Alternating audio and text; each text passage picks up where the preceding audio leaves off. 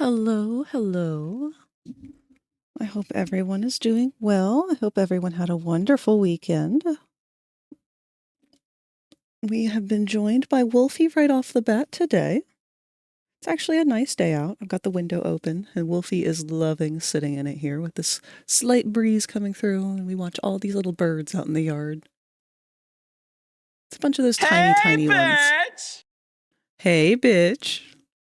Hello, Todd. Hi, Chauncey. See, we also have a Mew lurking around.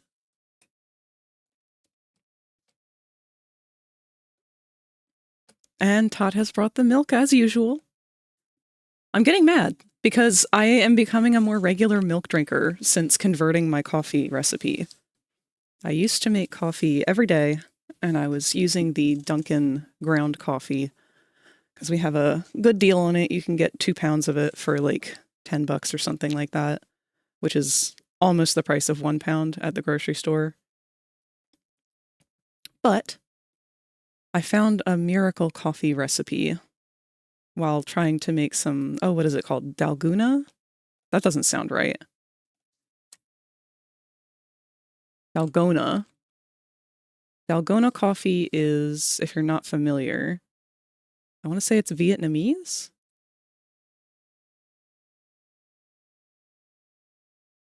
Hold up, let's see.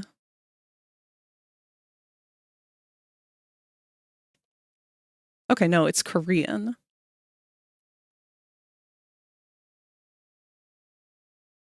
If you've never had it, it's really good. It was trendy on TikTok a while ago. I'll go ahead and copy and paste how you spell it for those who are curious to look it up.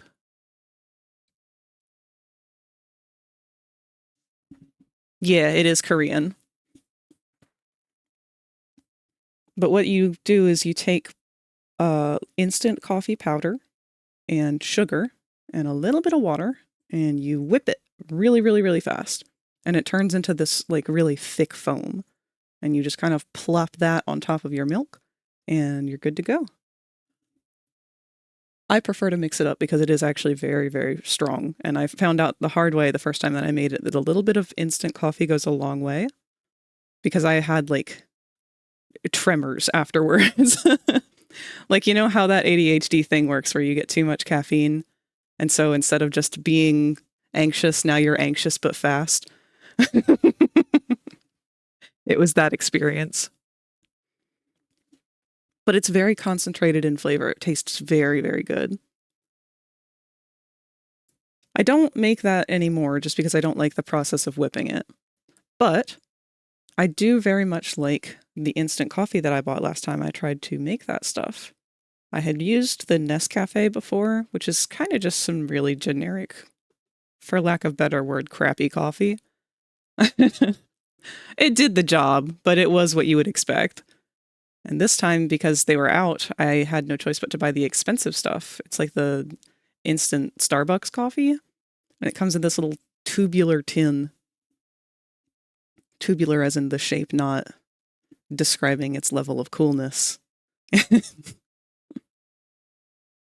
But I found out that stuff is actually insanely good. It's so much better than just my regular coffee I was making.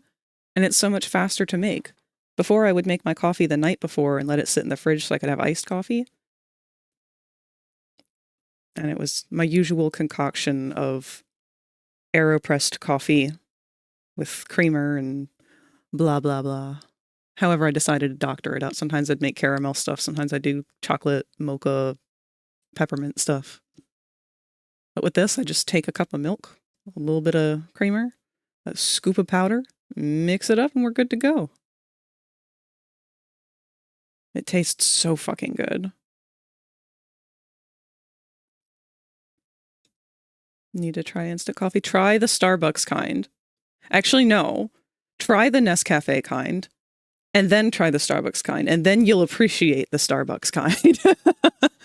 But I'm not joking. It's better than my actual routine coffee. And I'm not really much of a creature who likes to like change up my routine. My routine is the only solid constant in my life. I wake up, I brush my teeth, I wash my face, I go make my coffee. And that is like, that has to happen every day for me. That is part of the autism. Much as I was raised on getting store brand being good enough for most things, sometimes getting the good stuff is just worth it. Yeah, it definitely depends on the thing though. And I've found that in modern times, I try to like go back and re-compare older things that I thought only the name brand would be good, because the store brands really weren't that good back in the day. But now, like, ever since COVID happened, I highly suggest going and picking a random store brand thing compared to your usual name brand, because quality of name brand has gone down so bad.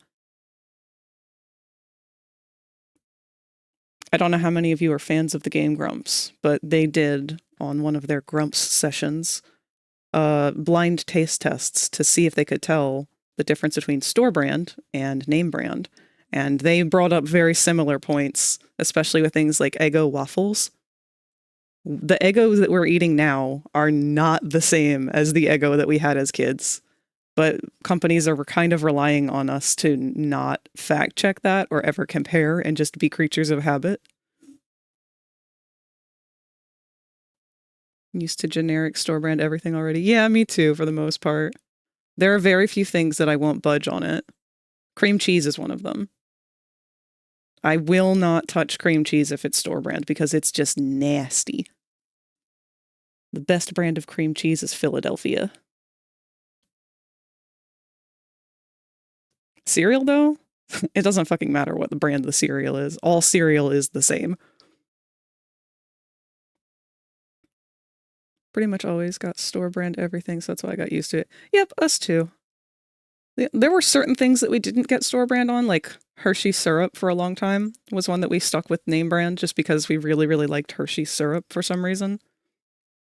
But in the last few years, we've noticed that A, it's too expensive, and B, it's really not different enough to make it worth it anymore.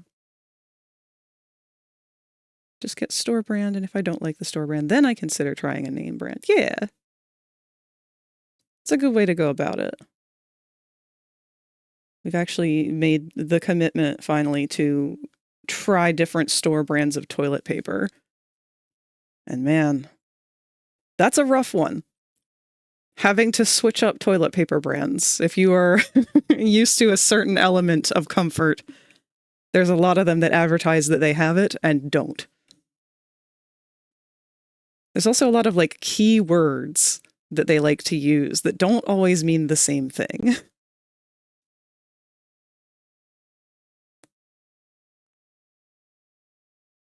The Philly cream cheese commercials used to be great. Loved the Angel Lady mascot. Is it an Angel Lady? I don't think I've ever actually paid attention to the mascot.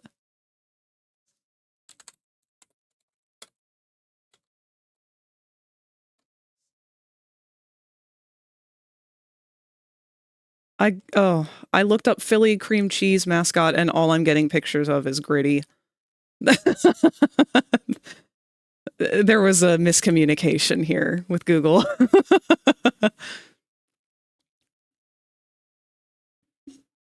Store brand toilet paper does get a bit sad sometimes. Yes.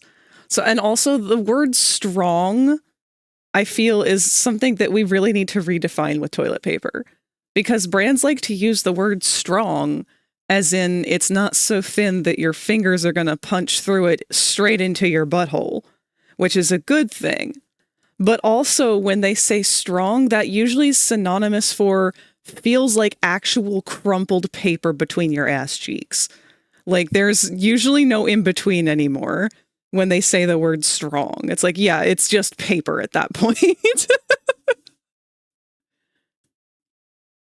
Kroger, aka Ralph's, and Members Mark, aka Sam's Club, have made up a solid 70% of our house goods. Yeah, ours too. Members Mark and Great Value.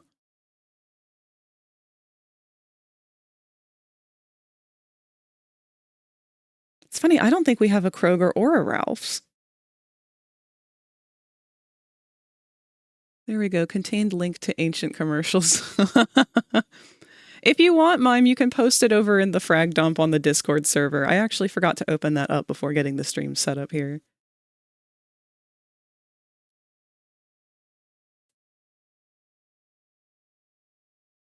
Oh, one of my little favorite store brand things that I've converted to in the last few years here.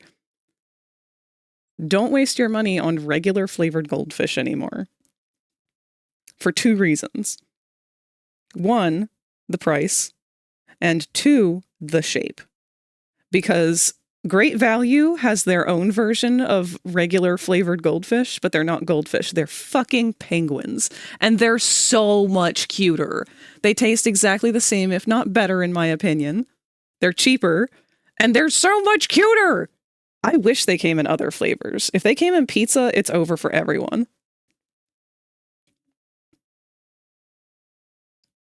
Quite frankly, with how flimsy a lot of cheap toilet paper is, you probably won't be saving much for it, since you probably end up needing to use more at a time. Yeah, that too. Actually, someone I watch on YouTube did a comparison not too terribly long ago between different toilet paper brands and their advertising claims. I want penguin snacks. They're so cute. For real, like, if you look them up, Great Value brand penguin crackers. Let me see if it'll come up.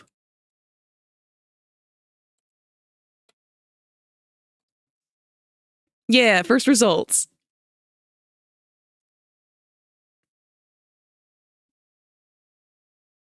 Oh, I'm such a sucker for little crackers in the shapes of things. I wish that, like, Cheez-Its would go back to doing that. Because Cheez-Its was one that did it for a while there, that every new cartoon that came out or whatever, they would have a new Cheez-It with a print on it of whatever characters, like Rugrats and shit.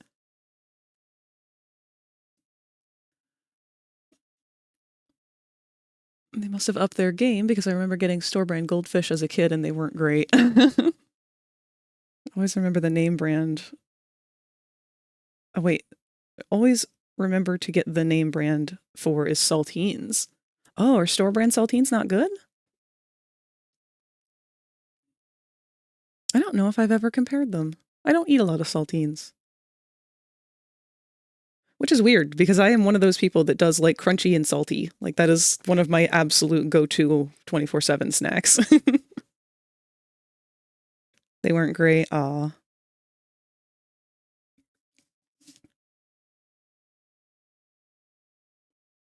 A sample size of 1.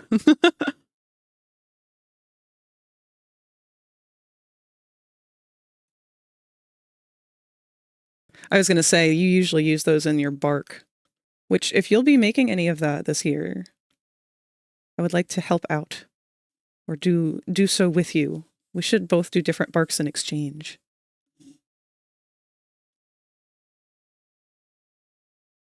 Nabisco brand saltines will always be top tier. I don't think I've had saltines in like a decade. It's funny, because I grew up a boating family. And that was like every weekend we were going out on the boat, fishing and doing things like that. So I didn't, as a kid, early on, I experienced seasickness, but I didn't later on in life very quickly. Like, my body just kind of adjusted. And that's, I think, why I don't struggle as much in VR as a lot of my friends do. But whenever I think of saltines, I just think of being out on the water, because that's what we would regularly eat. Because apparently, and I don't know if there's any logic behind this or not, but it was claimed that specifically saltine crackers would help aid in reducing seasickness. I don't know if that is an actual thing, or if that's just what my parents told me when I was a small child in hopes of placeboing me.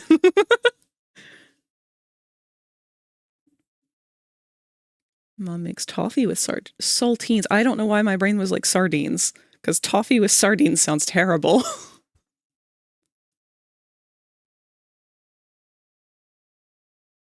Thinking about crackers reminds me of a snack that I learned in middle school: oyster crackers coated in ranch seasoning. I would try it.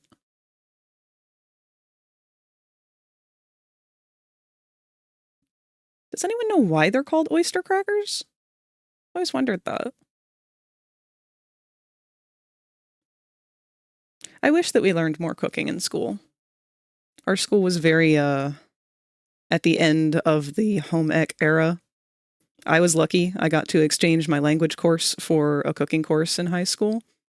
But prior to that, all of the home ec stuff was very sad. We were not allowed to use the ovens because they were afraid that we were going to burn ourselves. So our cooking lesson for how to feed ourselves as adults was they taught us how to put apple slices on crackers with slices of cheese on top. And if we wanted to, we could microwave that. That was home ec. Our sewing lesson was teaching us how to make a pillow, but we weren't allowed to use needles because they were afraid that we were going to stab ourselves. So they instead taught us to hot glue 2 pieces of paper together and stuff with crumpled balls of paper. And that was how you make a pillow in concept.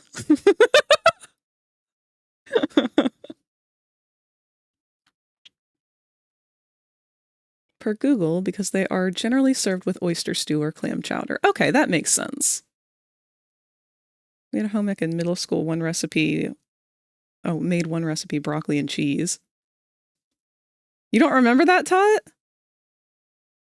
I distinctly remember, and maybe it was middle school, because I can see where we were younger then they would have had more of an issue with it. But I remember very vividly after the home ec class where we learned how to make quote unquote pillows out of paper and hot glue, that all of the kids were running around to the buses after school, like to get to their buses, carrying these fucking paper pillow pads and smacking each other with them to make them explode like piñatas. It was very sad. There was trash everywhere.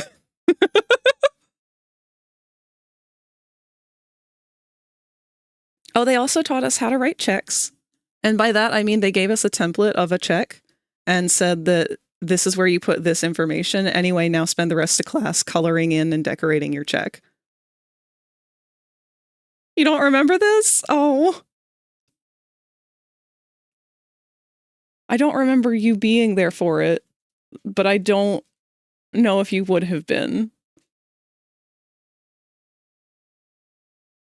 In your defense, you were also one of the smarter kids growing up. So you probably weren't around the dumbass kids like me. Me being in like the fucking special ed classes and shit. Hey, check out this autistic one. Wonder what's wrong with it. Yeah, we didn't learn financial anything. I only ever took one home ec class at some point, and all I remember was making one of those, like, sling bags. Oh, yeah! Hi, Bronca Donk. You want to come up in bed? Good girl. Bronca has joined us. She got a little lonely by herself. We've also been joined by Boko. Everybody's here. It's because, well, I almost said Grammy. I'm so used to referring to Mom as Grammy when talking to the animals because that's the name that they recognize her as. But Grammy is not here currently, so we might have some disruption from the animals throughout the stream because of that.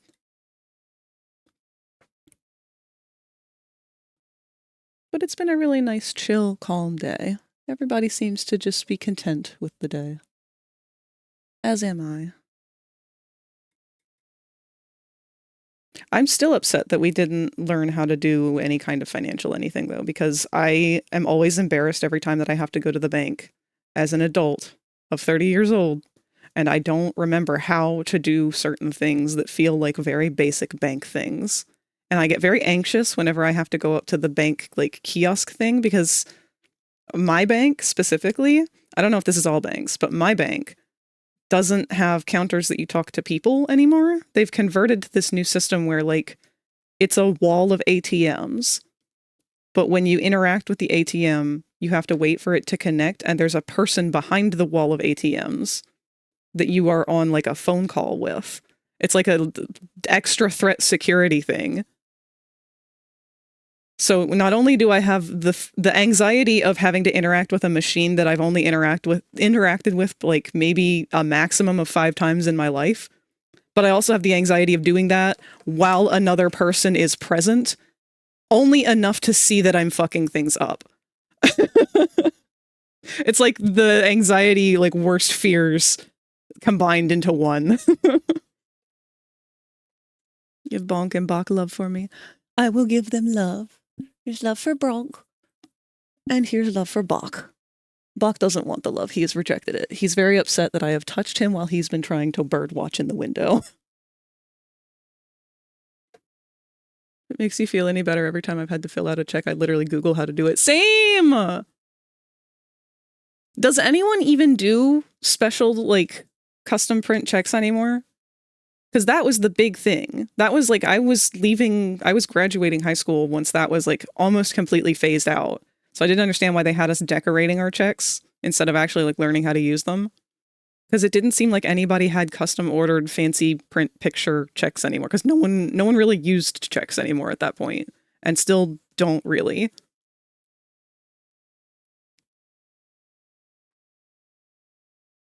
Had none of the here's how to survive on your own classes. Yeah, it's almost like, I'm sorry, but it feels kind of dumb that in special ed classes, they're like, hey, you know how you like don't pay attention very well, but you read really well? Well, we're just going to have you sit here and read quietly as a group, even though that's the one thing that you do actually do right. Anyway, you've missed out now on all of the classes that benefit you in life. Good luck, little autistic champ.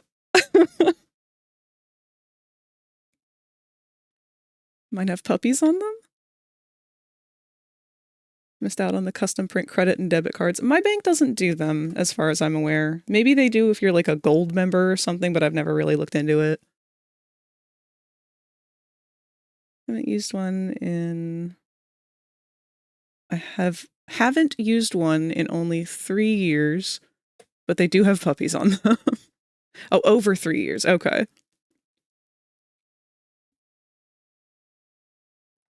The education system failed us. Yeah, so something I read earlier today, actually, was that apparently there's an illiteracy epidemic, which I was vaguely aware of, but didn't know how bad it was. And I had a theory that this was going to happen, because I don't know if I bitched about it before, but I'm pretty sure I have. I don't know if it's been on stream or not, but I know you guys have had to listen to it. I've been bitching a lot over... Also, hi, Cherry. Your name looks exactly like Chauncey's to me right now. You're both orange. So I apologize if I mix you two up. But I go on rants about this quite often because it does bother me, and it has bothered me as someone who grew up very, very into video games as a young child. I was playing games obsessively as young as 7, if not earlier. I remember being able to play Pokemon before I could read, and that was my big issue when playing it, was that I couldn't read to figure out how to save my game. And that was one of my motivators to learn how to read, was so that I could actually understand Pokemon and get as good at it as all my friends. But Pokemon didn't do anything to help you with that. Games as a whole didn't really do anything to help. They were designed in a time frame where, yes, children would be playing them, but the target demographic was supposed to already know how to read. So there was none of this, like, you know, I in playing Mario, what is it? Odyssey? Is that the one that came out on Wii? Not Wii, Switch. That one really struck me as, wow, this feels like it's dumbed down for preschoolers, because they would, in the text bubbles, say things like, oh no, Mario, and then have Mario's name in bright red with a picture of Mario's face. Looks like Bowser, Bowser's name in all green with a picture of Bowser's face, has kidnapped Peach, Peach's name in all pink with Peach's face next to it, and taken her to the castle, and the castle's in like big bold black with like a picture of a castle next to it. It's like, this is really dumbed down for like preschoolers.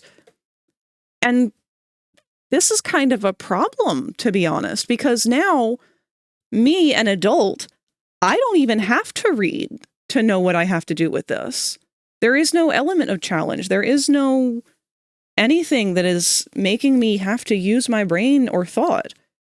Hell, even the puzzles and stuff that they would put in it, they would like stop and starting the level, instead of just like letting you explore, they would stop and have the camera like pan over from Mario and be like, hey Mario, look at that. Pans over. See that star over there? I wonder if we should go grab it. Let's go find out. Like, man, if you hand me a controller and all I have to do is press buttons, maybe just let me think about doing that. you shouldn't have to tell me to go and investigate something. I should naturally have the curiosity to do that on my own. And if it's a puzzle, telling me how to solve the puzzle feels kind of redundant. Kids rely on autocorrect. Yeah, they never learn proper spelling. I've run into that issue with people who are older than me, honestly. Older games were often not user-friendly. Yeah. Don't worry, Yu-Gi-Oh! Is supposedly a children's card game. I thought that was a common thing for the games, at least the Mario ones. My memory might be shit. I could have sworn Mario 64. Some Mario games did, yes. But I want to say games like Paper Mario weren't nearly as bad about it. Like the actual RPG ones and stuff. Like, I don't want to say that they were as bad as things like Mario Odyssey. Like, Galaxy started doing it, I think. But then when Odyssey came out, it was just full-blown, constant, in your face. Like, it truly felt like playing a leapfrog game. It was so bad. I actually didn't finish playing that game, I think, because of the patronizing. There were so many areas where it's like, okay, I want to explore. I want to mess around, and like, I can see there's obviously a puzzle here. I want to figure it out. But then as I approached the puzzle, actually Zelda, Skyward Sword was the one that crossed the boundary for me on this one. There's one puzzle where you have to walk into like a big dome, like a concave dome, and you're walking into the bowl of it or whatever. And there's a machine in the middle. And on the upper edges of the dome all the way around, there's like a sun or a moon or like symbols or some shit. And on the machine, there are also symbols. And so when you walk into this room, you have already been presented with enough information visually to see, a puzzle. I must figure this out. But when you approach the puzzle, fucking Fee, your little tutorial gal, pops out of your pocket and goes, "Hey, Link, look at that strange machine in the middle of the room." The one thing that you have to look at in the room. And then before you even get to actually look at and inspect the machine to figure out like what you're supposed to do to solve the puzzle, she stops and pans the camera up to the wall and goes, "Do you think the symbols on this machine have something to do with the symbols around us? Maybe we should put the symbols into the machine and it'll activate something," or some shit like that. And it's like, holy crap. You didn't even let me walk in before solving the puzzle for me. I wanted to do that. That's the point of me playing the game. I don't want to be told to do something and then just do it. This isn't a fetch quest. I want to figure it out myself. Give me a second to do that before you just give me the answer.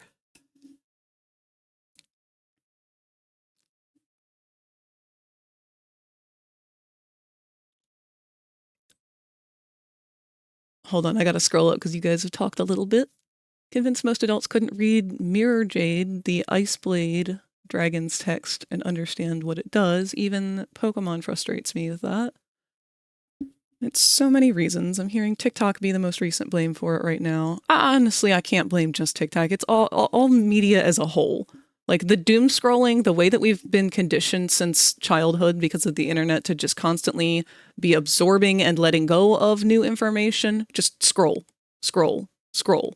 Take it in, take it out, take it in, take it out. Like that mentality has destroyed us. I honestly believe that is in part why the ADHD epidemic has been so bad on top of it, because ADHD as itself is bad, but feeding it with that kind of lifestyle makes it 10,000 times worse. And a lot of us didn't know that because we didn't even know we had ADHD. Our parents just kind of was like, the internet's fine. This will be fine for my kid. Never would have thought about the dumbed down game writing. These include a tutorial, but for the love of Arceus, let me choose to skip it. On top of the fact that the games often feel so linear now that you don't have to think about what to do next. Yeah. Personally, I don't hate it. As a neurospicy who gets lost easily, or hella easily, it is helpful to have extra guidance. See, that I'm okay with. I'm okay with extra guidance, and I actually love the idea of there being more built-in, what's the word I'm looking for? Not goal, but like checklist systems. Things that like will tell you the last things that your last like missions or achievements or whatever that you were doing. And like give you goals, I guess, or outcomes, things that you need to complete off of this checklist. I would love a log of that. That to me helps me keep track of what I'm doing, or like to know where I'm supposed to go. Something that's like, I found a key to the basement or whatever in a game. It's like, okay, well, that now I know I need to go to the basement. If I wanted to press A through the game, I'd go play a visual novel. Yeah, exactly. Scarlet and Violet were better at it. It was a bit more open world, but dear Lord, Sun and Moon was so handy. Sun and Moon was the reason I stopped playing Pokemon. And I felt so bad because Shiro gave me that game as a gift. I want to say for my birthday one year. And I was so excited for it because I loved the way the legendaries looked. But man, playing those games was miserable. And I remember the exact point that I stopped playing too, because I had walked into some area and I had already beaten like the first 2 people that you were supposed to beat. And there was something about how you had to get to this town and talk to somebody in a certain building, which is a very common Pokemon fetch quest. That's usually their hook for getting you to just explore a new area. And I walked into this town, and as soon as I stepped foot into it, the NPC came up to me and was like, hey, you're so-and-so. You're from this town, right? Welcome. Let me show you around. And they start giving me this tour and walking my character around for me and showing me all the buildings and whatnot. It's like, okay, I get why you're doing this, but also I could have done this. I could have just walked around myself and looked around. That's kind of the point of playing a game. So then they're done showing me the town and giving me the full tour. And then they're like, oh, hey, you've got a letter in your pocket for so-and-so. They're in this building. I'll take you there. And then it cuts away to dark. And then it cuts back and I'm in the building already and I've given so-and-so the letter. And it's like, that was my job. What the fuck? I just walked here and had an NPC play the whole part of the game for me. I'm just tapping A. I don't even have to read this stuff because it's not like none of this is plot relevant or anything. Like, I mean, maybe it is, but obviously paying attention to it isn't going to do anything to move the plot because the plot's just going to move itself. I remember the moment that happened, I saved the game and I turned it off and I have never picked it up again since because I was so mad about it. Don't mean this to come off as arrogant or anything, but I very often feel like whenever I say or type something, it comes out as a bit more articulate than a lot of people who are seemingly younger. It really does feel like English just isn't taught anymore. Yes, I've also noticed that. Also, hello, Pure Snape Witch. Good to see you. We're just kind of ranting about video games and how they've been dumbed down over the years.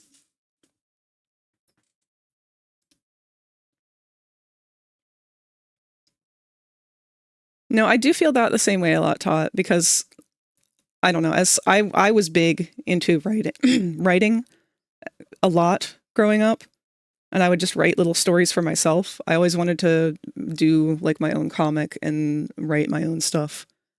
And that's what my favorite part about RP was to just like do paragraphs of characters doing things. But after a while, it reached a point where it's like, I'm not really enjoying this as much anymore. I don't really like reading other people's stuff because it's not whatever. And so I just kind of lost interest. But now as someone 30 years old perusing the internet, it's so wild to me to see how a lot of people type and a lot of like conversations go down, and the amount of people who just are illiterate. I think it has a lot to do with the combativeness. Because there are so many people that I see getting in fights over things that like very clearly were not written. Like, you're mad at this person, the what is it?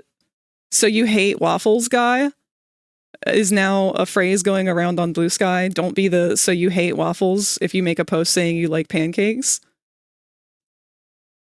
That's a lot of what I'm seeing is just where people are getting mad because they think that they read something or they think that they heard someone saying something that never actually happened.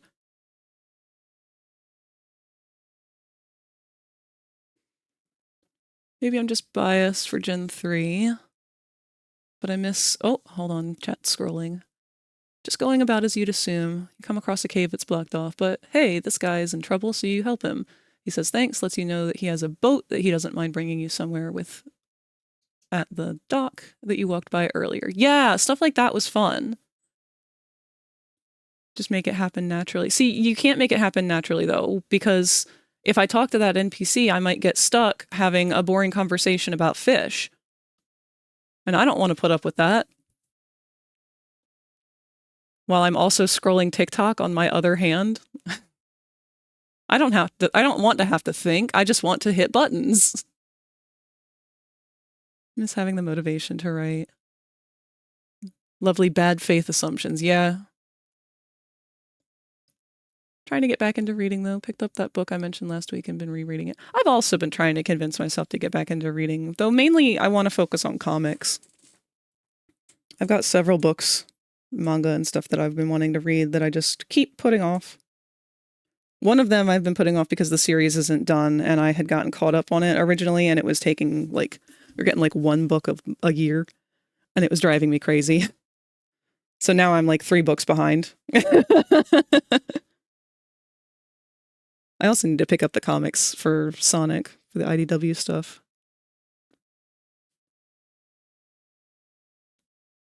Newer things that I'm happy for are tone tags. Yes, I'm also very happy for those.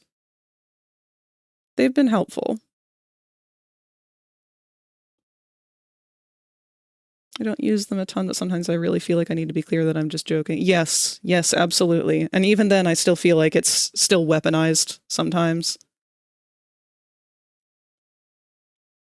I have a huge range of how I talk to people, which, I mean, you guys have definitely experienced, because when I start this stream and everything, I'm doing my usual, like, hey, how's it going? How's everybody doing? It was a wonderful weekend. Hope everyone's doing well. And then 5 minutes in here, I get ranting about Mario, and it's like, fuck Mario, fuck Koopa Kings. I fucking hate Nintendo, blah, blah, blah. No, I'm sorry, baby. It's okay. I'm yelling at ghosts. They're not real. The Bronx got very concerned with me then. It's okay. Lay down, baby. I know. You're upset because Grammy's not home. You need cuddles. I will give you cuddles.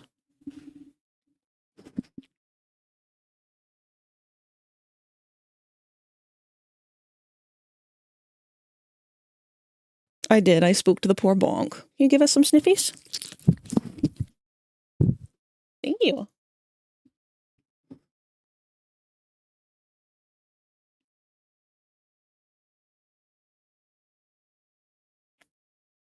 Tone tags are good, but sometimes I don't remember what the letters mean. For the most part, I try and just use simple ones. Like, I didn't know that the -S was... I don't know if that one's ever, like, serious or sarcastic, so I just try and be more specific, like, sarc or whatever. I'm trying to get better about using them.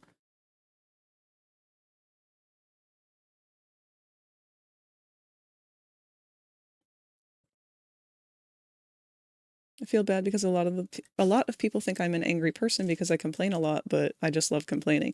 Well, and that's the thing, is we're not always complaining. We're oftentimes taking a critical view of things, which gets confused for complaining. Like, yes, we are talking critical of Mario and Pokemon right now, and of literacy as a whole, but we wouldn't need to be talking critical of it if it didn't need to be criticized. Complaining or critiquing. Yes, exactly.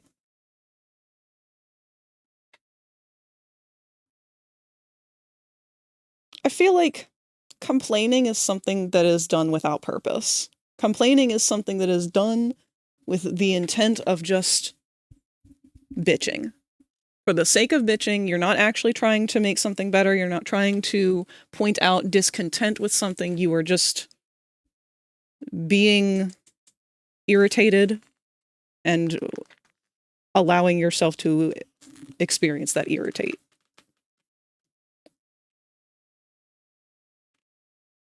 Which isn't always a bad thing. I mean, sometimes you just gotta complain. That's allowed. It's when it becomes excessive that it becomes a negative thing.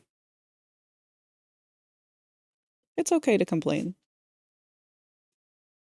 But it's also something that you need to balance. If you're going to complain about things because you're stressed and that helps you alleviate the stress, that's totally fine. However, just make sure that you also voice your appreciation for the things that you do like that cause not stress, but dopamine, just as much as you complain.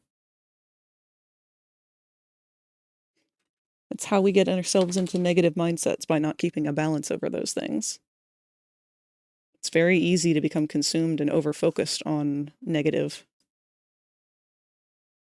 Especially because we're kind of taught like, not to celebrate our victories. We're taught not to express excitement or to recognize our small joys.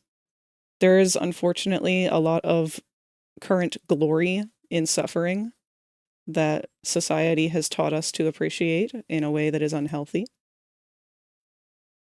I know I did so for quite a long time, and it was very harmful both to my physical and mental health.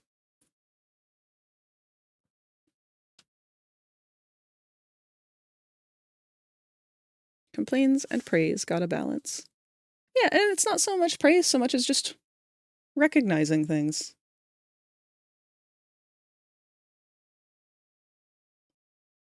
Just because nothing good happened today doesn't mean it was a bad day. It was just a day.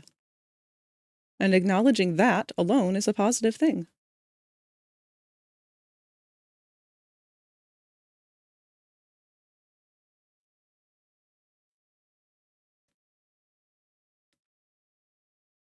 Feel your feelings, experience your emotions, process in ways that are healthy.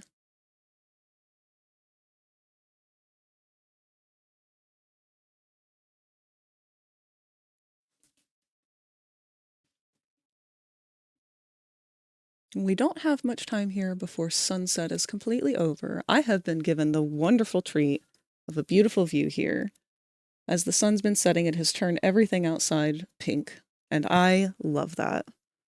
Pink is my favorite color, especially when paired with blue. If nothing good happens one day, then it is simply a day that you survived, which is positive.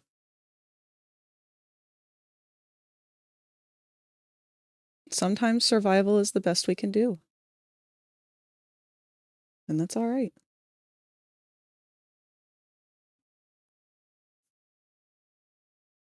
And if bad things do happen, it's okay to recognize that. It's okay to be upset. It's okay to be angry over what you're experiencing. It's also important to recognize that it is temporary. It's okay to let that be where it is in that moment.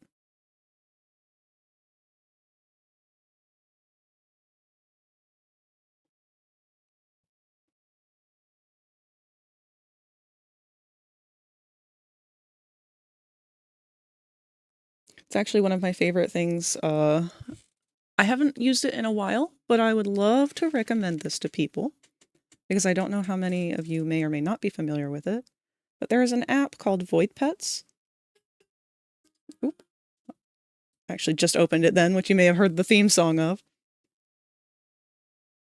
But it is a very, very good app for maintaining your mental health and just kind of conditioning your brain to see things in a better way that are healthier for you. Because it's so easy to just sit down and be like, oh, I overslept today. I didn't clean as much as I wanted to. I didn't go out and do anything today, so today sucked. No. Let's take a step back. Let's look at the day. Can we view this in a different perspective? Okay, you didn't clean as much as you wanted to today, but you did clean today. That's something. That's still worth celebrating. It wasn't quite what you wanted, but that's still worth acknowledging to yourself and rewarding yourself.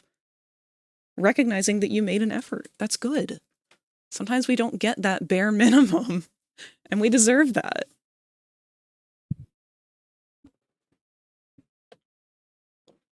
I also like that it kind of forces you to take a look at your relationships with others and appreciate what you might not normally appreciate because we're just so used to being caught up with so much and being busy all the time. One of my favorite things that it does is it asks you to say something that you admire about a friend or something that one of your people in your life does that inspires you. And just by little things like that, every single day, if you do those things, it reprograms your brain. That is cognitive behavioral therapy. And that's something that, I don't know how long I've been in therapy at this point. Several years. And loving every minute of it. Not really. There are bad therapy days. That is taking a glorified view at it. There are some pretty shitty days with therapy. But it's all part of therapy, and it's all important, and I wouldn't take it back for the world. I love my personal growth journey, and I think everybody should love their journey as well, no matter how ugly it might get.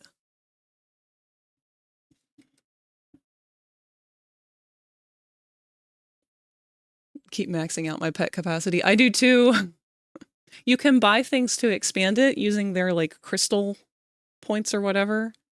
I forget where that is. It's somewhere under the shop, I think. The memory drive. I'll get back to it eventually, though. I've stopped playing it because I just kind of have conditioned myself to see things that way for so long that I just do it daily. Like, I wake up, I check my messages and whatnot, and I see, oh, you know, my friends are having a good day, and that makes me happy. My friends are getting along. I see they've had a little exchange today where one went on a trip or something, shared some pictures, and another one was commenting on them, asking questions about it, and I just sit there and look at that and think, oh, that's so nice. I love the way my friends get along. I love the way that they engage with each other. I'm proud of them. I'm proud to be friends with them. I admire that. You inspire me, Frag. You find something that interests you and you dedicate yourself to learning it, and I respect it so much. Well, thank you. Actually, I didn't get any pictures of it last night, and I should have. But I actually was playing around with the FragRaptor model from, shit, what is their name? I'll just get their Gumroad. But next time that I am around with VR, I finally have a moss to wear. It's a very bare bones basic one right now, but I do plan on overhauling it full stop. Here we are. So this is their Gumroad. They have two different Gumroads. One is for their organic stuff. The other is for robotics.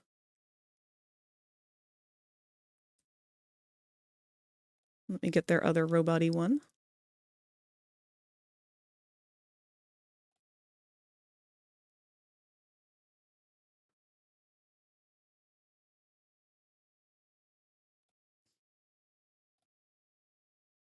Oops.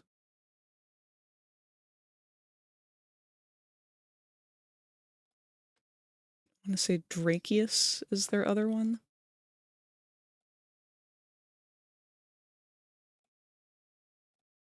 Yes. So they do mecha versions of other popular models as well.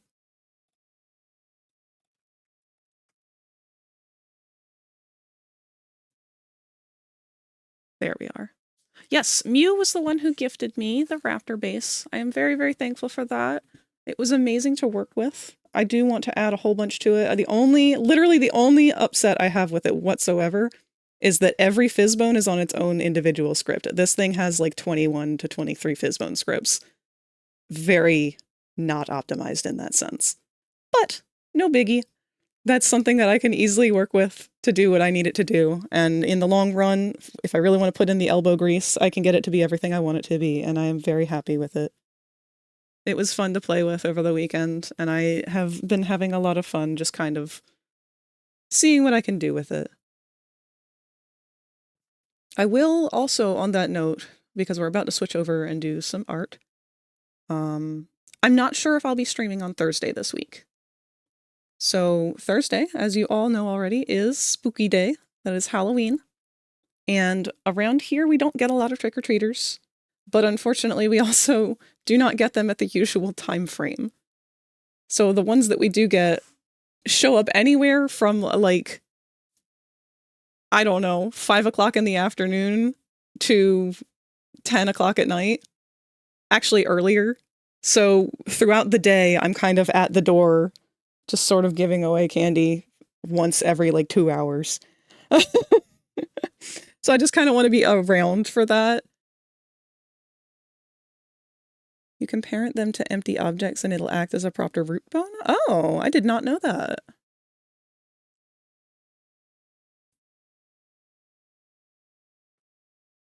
That being said, though, if I don't stream on Thursday, I will probably stream on Friday to make up for it, which I will post a reminder of later in the Discord and on social media and stuff. because I do want to continue to get work done. I don't know if Rosie will be joining me for that or not, because she's also been wanting to do some Blender work and whatnot, but she's also working on a commission, and we've just kind of been body doubling to help each other get progress done.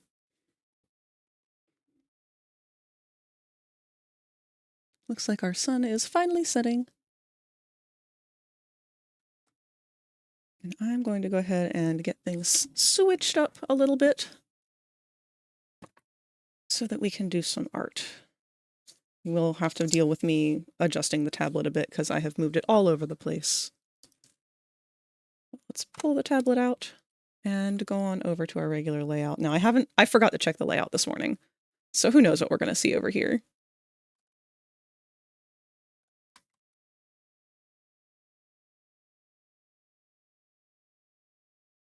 Popple? Where you at, buddy? There you are. Are you bigger than usual? What happened? Got a couple candy corns in him. I think he is... Yeah, he's moved a little bit.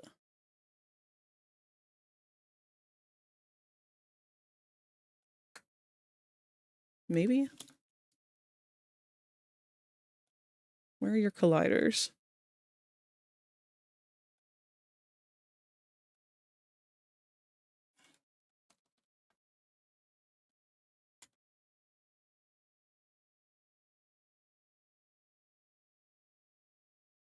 How did you do this, Popple?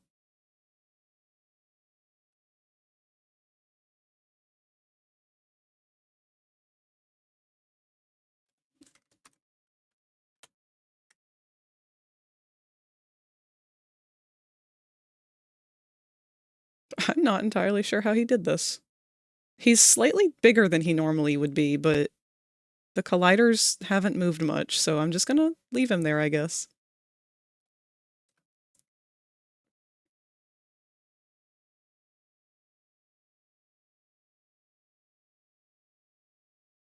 Gotta make myself study a little bit, but maybe I will art afterwards too. Yeah, feel free to body double here. Whoops. I did not mean to disconnect that, my bad. Let's reconnect that real quick. There you all are. Who's our little egg? Brad! Hi, Brad. I'm gonna go ahead and pop you up here in the egg box.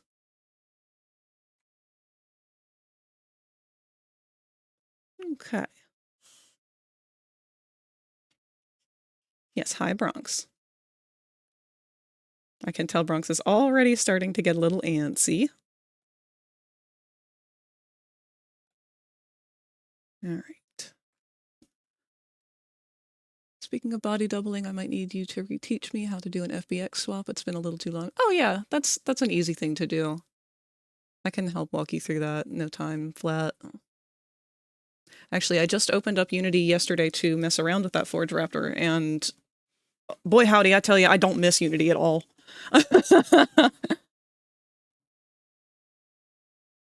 Locke has already chosen violence in his time frame here.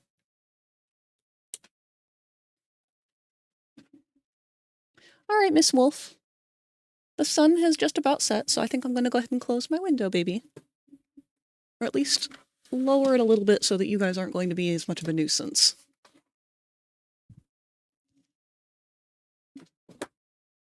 Oh, and Bronx has got the zoomies. We'll let those two burn each other out.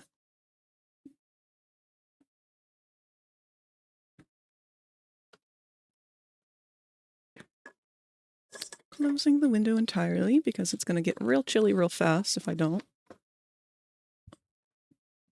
Oh, and you know what? We're just in time for the ads anyway.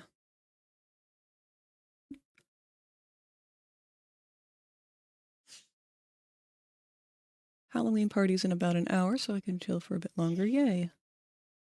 Are you guys having a Halloween party at your house?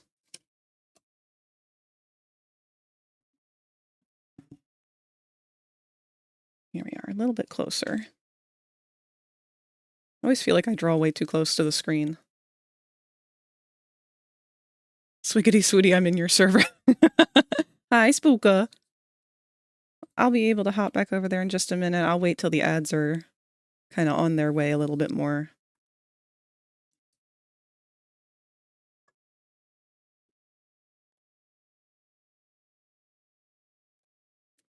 I will say one thing I need to do soon is overhaul the Discord server just a little bit. I want to reassess the roles and set things up a little differently. I want to add a channel for being able to post my own art and whatnot. I want to streamline it a little bit for doing calls and whatnot.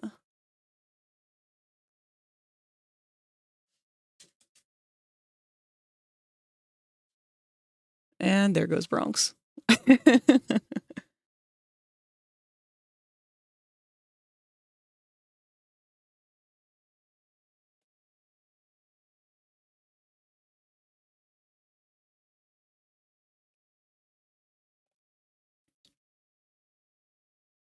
Okay, ads should be starting any second now. While that's going, I will get set up with being able to sit with others. It's on campus. Horror Club is hosting it tonight. GSA had one yesterday, but it was hella out of it. Well, I hope you have a fun time. Should probably make a voice call that only you have permissions to and have people join a different one so that you can move them over. Oh, that's smart. Because there are definitely times where I don't mind people just randomly stopping by, but there can also be times where like I'm trying to focus on something and I didn't realize that people were interested in joining and they just sort of hop in and I don't know what to do. But that's a very good idea. Thank you. I will consider that.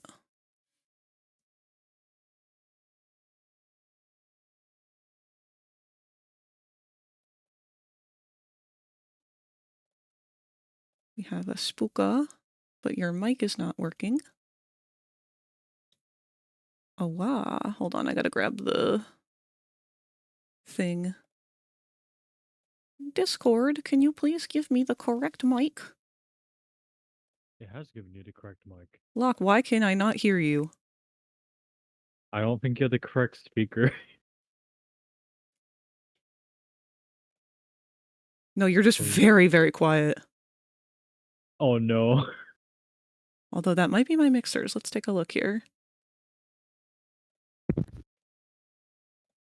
Because I did have to mess with them over the weekend. No, Discord should be the loudest thing I have. Spooka, speak. Wolf.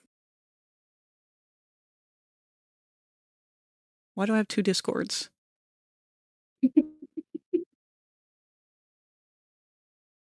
One is haunted.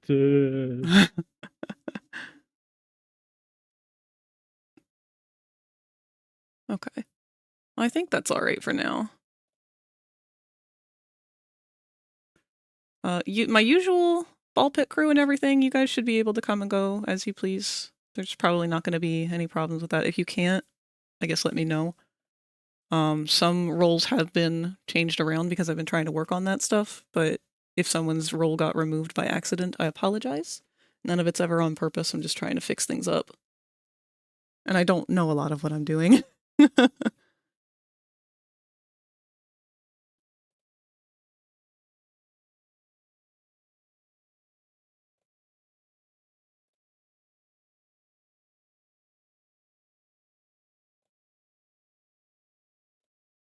me make sure that Rosie's still able to join us as well.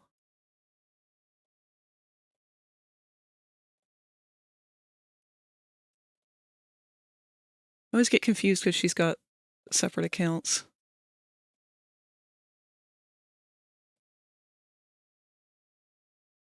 All right, the ads are over. Hello, Mala. Good to see you.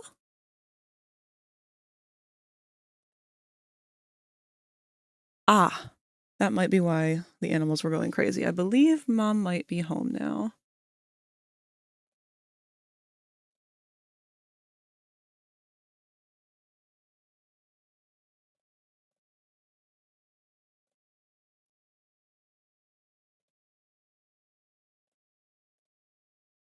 Just checking on a couple more roles here for certain people. I think I've got everyone. Apologize if I don't.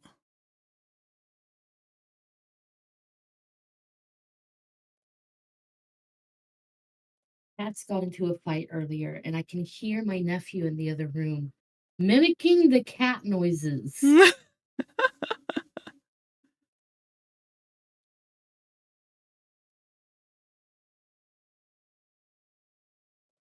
hear his dad being like, "Stop, stop."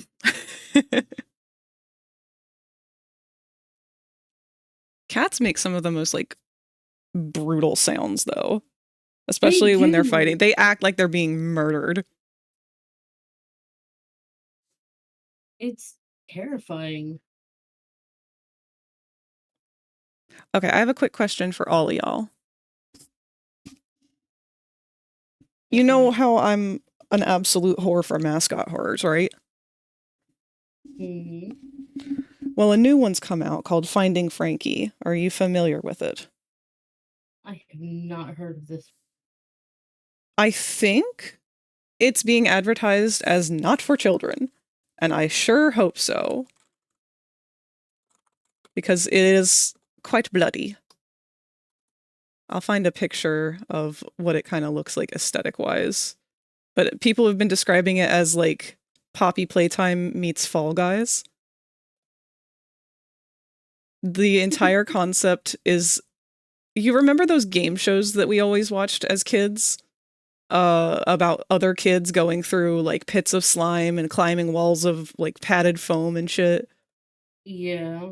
So it's like that. It's like a parkour trampoline park type deal. Here's, I'll paste a picture of one of the level layouts. Let me go ahead and stream for the call as well so that you guys can see what I see while I see it if you choose. I'll just stream the OBS layout.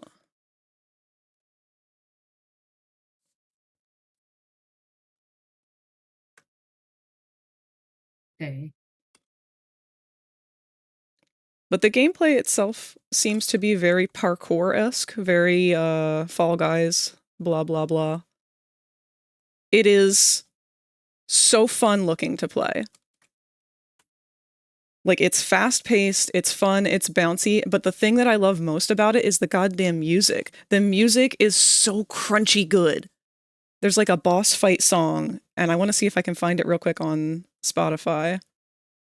This may or may not be it. Hold on.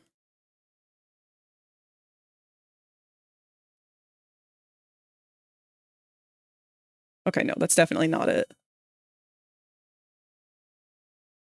It might only be available on YouTube right now. Y'all should listen to it, though. Like, if you look up the Finding Frankie boss fight music, they drop an F-bomb and everything.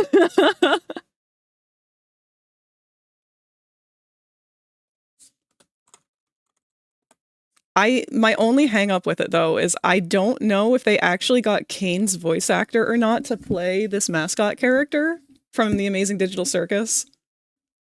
But it sounds just like him, and I'm kind of worried that if they didn't actually get him, that it's actually an AI voice, like a clone. So I want to like verify on that before I fully commit to this. You'll be happy to know it's another rabbit though, since God knows apparently that's a mandatory thing to have in a mascot horror. Let's get my lo-fi playlist back.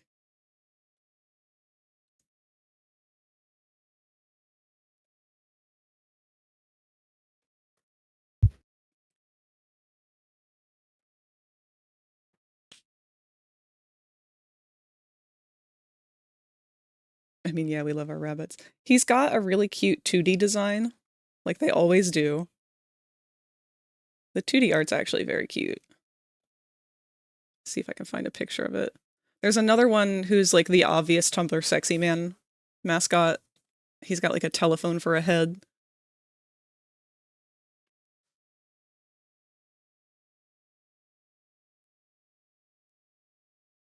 Here we go. Here's one of their little like cardboard cutouts of the dude.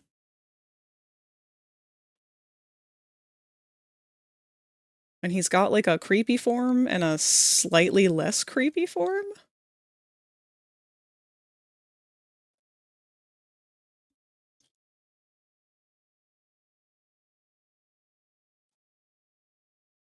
Trying to find one where he doesn't have the fucked up face. What if I don't want to find a Frankie? He doesn't seem like very. It's such a dumb name for a game. And I don't know why it's called Finding Frankie, because your goal isn't to find him. If anything, you're running from him. So is it basically like finding him as a happenstance, and he's just gonna kill you, or like what?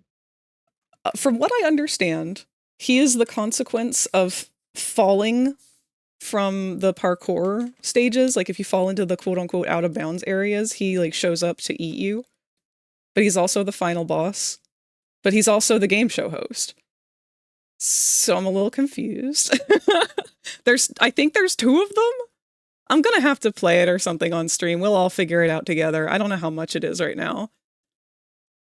But the music slaps fucking hard. And the gameplay itself looks really fun.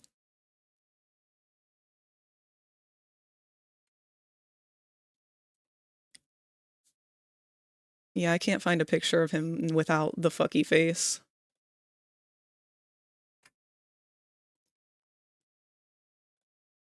It's cool though.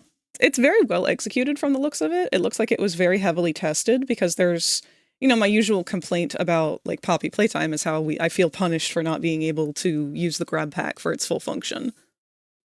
It's kind of like they took that thought and was like, okay, people are going to want to use these trampoline mechanics and stuff to go all the wrong places. So let's just let them do that. My ass is sitting over here like, yes, finally, game devs that understand the assignment.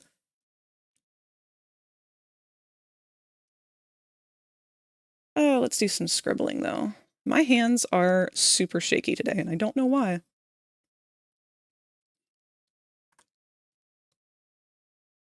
Loosen them up with some wiggles. I haven't had any technical issues so far with the tablet, but I also I'm due for dusting out my PC again.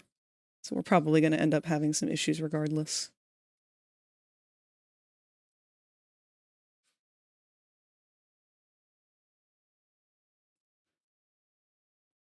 I never realized just how much extra you have to do that when you have cats.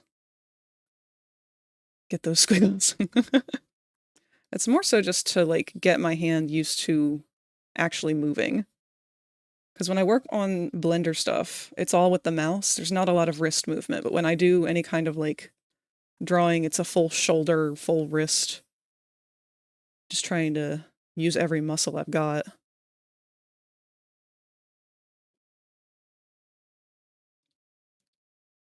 I'll go ahead and make the canvas bigger than I usually would. So I can start drawing in the upper left-hand corner very small, like I usually would.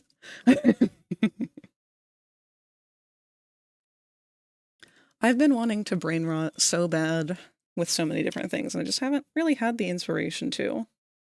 There's been a bunch of fun new Poppy Playtime stuff. Yarnaby is a new character that we've been introduced to, who I am in love with. I've got some theories in the process already of what we're going to be able to expect from Yarnaby. This child was feral before they were ever turned into a toy, too. Yeah. The fact that they were like, hey, Quinn, I know that you're holding back on these tests. Can you show me the full, truthful you? I just want you to be full Quinn on this next test. And the kid was like, okay, and started biting the heads off of Huggy Wuggy toys. Perfect baby.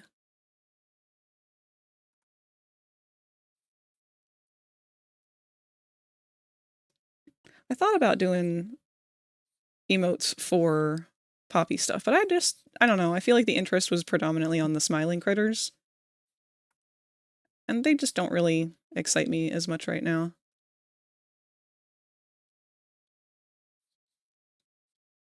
The nightmare critters now, I guess. I kind of feel like they swept those under the rug. They were like, yeah, we're bringing you the nightmare critters. And also Yarnaby, and then everybody was like, fuck yeah, Yarnaby! And no one cares about the nightmare critters anymore.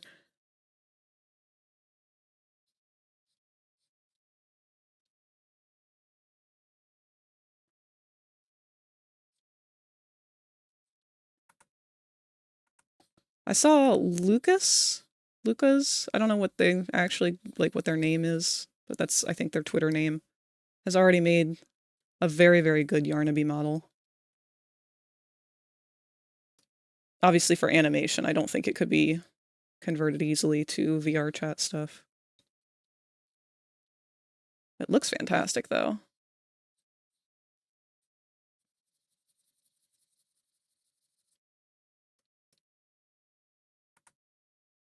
I've also been wanting to play with my FNAF story a little more and rewrite some parts of it. Namely a lot of Sun stuff.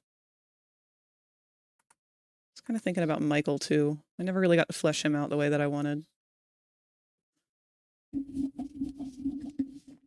Keep hearing Panini bonk her head into furniture. Aw. She's so blind but so cute at the same time because it's such a gentle little bap.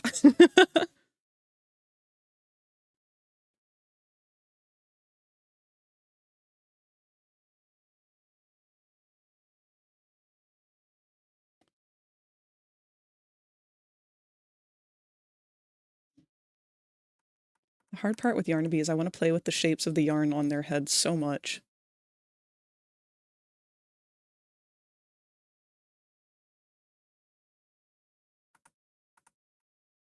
I don't know why, but like character designs that involve like faces splitting open in weird ways, I kind of really like. It's so cool. That was what sold me on this character immediately. I still think it's funny how many people were saying, it's Ragatha!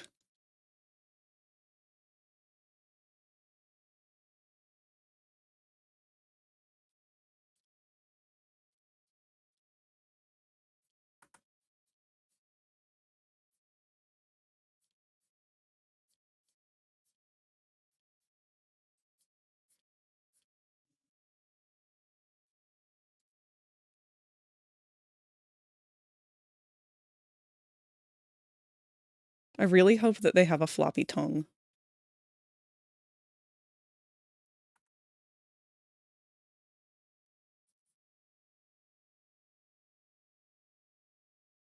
They're just so puppy.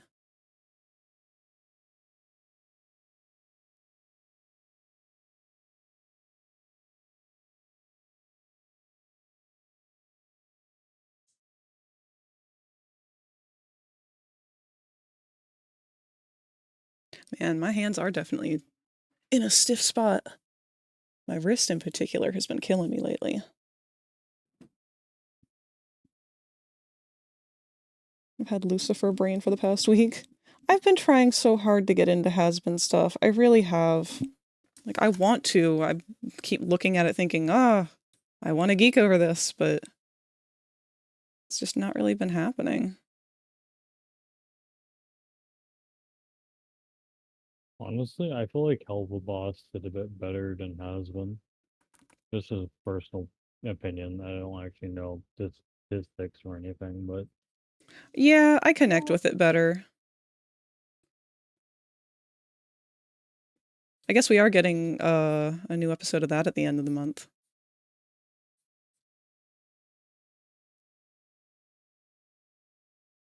like the end of this month or like the end of next month. This month. Ghost fuckers.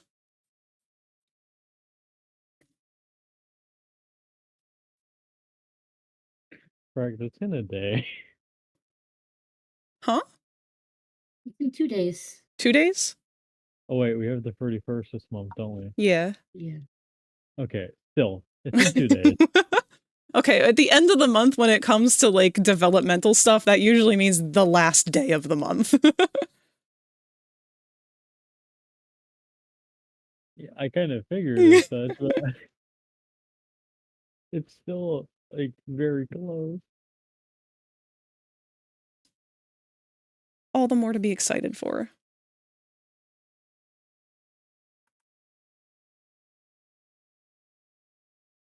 I've been here working on Just's texture for their Feared Worm for them.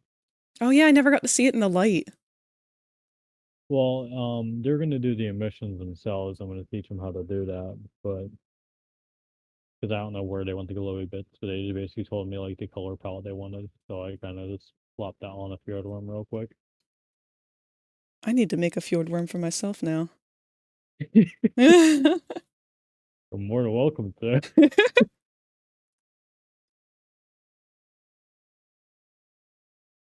we go. Got a little Yarnaby doodle. I want to figure out a better shape language for this, because much as I like how they look, they need to have a little bit of a more refined shape.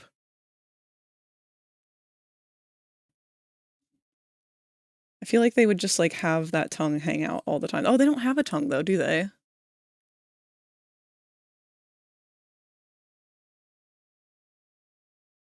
They kind of remind me of like a what's it called? It's a very specific breed of cat that like kind of hops around. Oh, the Right? Munchkins? I don't know if it's a munchkin or a minx or what, but they have like no tail whatsoever. Oh yeah, the Minx. Yeah, it's kind Yeah, of weird that they didn't give it a tail, because I feel like they could have just done like a little string of yarn with like a ball at the end.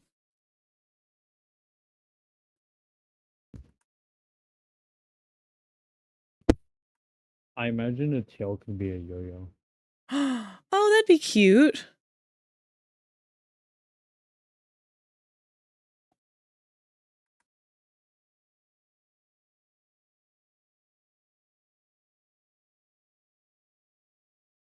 They've got so many little broken teeth.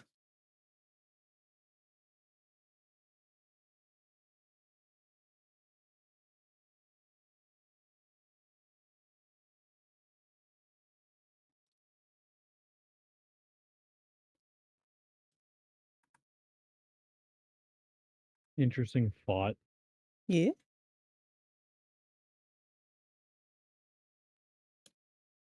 Yarnaby kind of looks like something that would have a tongue that's kind of like the proboscis to like a worm. Yeah, I was thinking that. Like, I want them to have this big droopy dog tongue, but at the same time, it definitely feels like it would be more like a hummingbird tongue, and that freaks me out. No, I'm not talking about a hummingbird tongue. I'm talking about like, you know what bloodworms are? Ugh, they have tongues? They don't really have tongues, but they have proboscis, so they stick out with teeth on them. Hold on, I'm And they Googling kind of like, this. they shoot it out to bite you. And that's how they catch their prey. There's other worms too that actually have similar proboscis, but instead of it being like a little like mouth of teeth, it's like a net that they kind of shoot out. Oh yeah. Ah! Ah, no! Why is nature like this? Ew! Yeah, Hey, that does feel like something it would do, though. I don't question nature, I just live here. I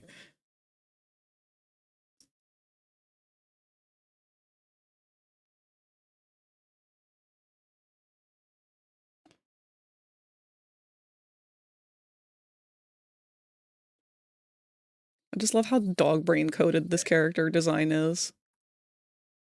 Just no thoughts, head empty. Bleh.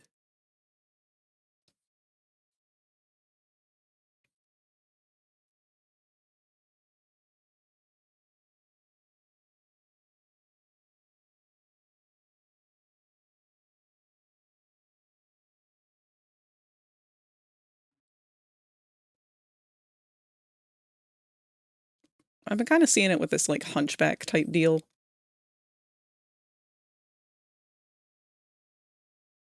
But like big long floppy bappers.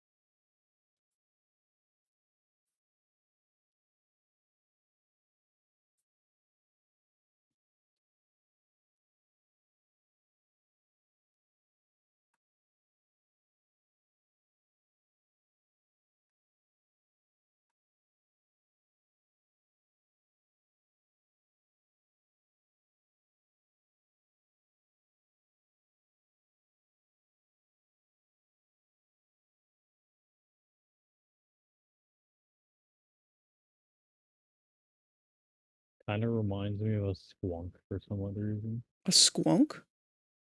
Yeah, it's a cryptid.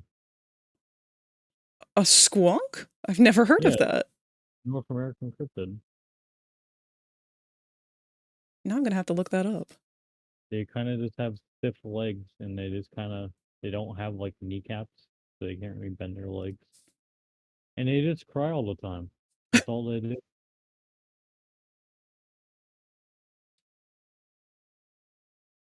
Yeah, I like the idea that they'd be able to like take these flip-floppy legs and kind of go from being puppy creature-like to being spider-like.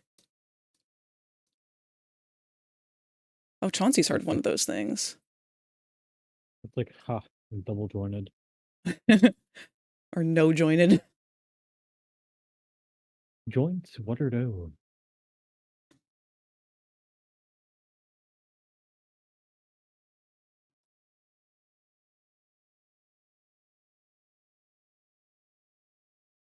I'm hoping more than anything that this will finally be the revival of Project Playtime. I know they've been resisting it, but I have faith.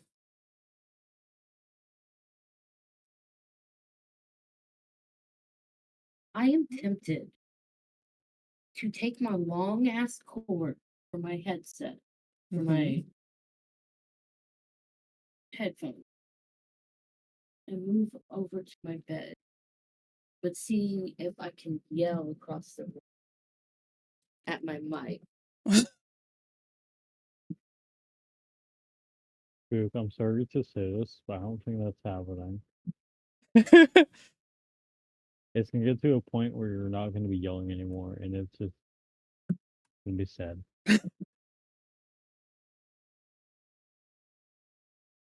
I say that is because you sound pretty drowsy. You do sound kind of eepy. How late were you up last night? I say that, but that's like your regular sleep schedule, so it wasn't late for you. I always sound tired because I'm always tired.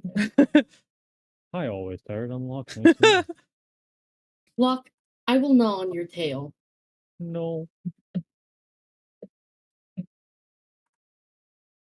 I will just gnaw it off. Just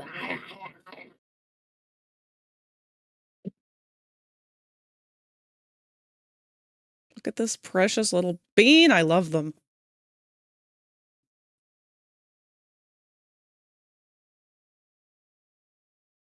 I cannot wait for the next chapter.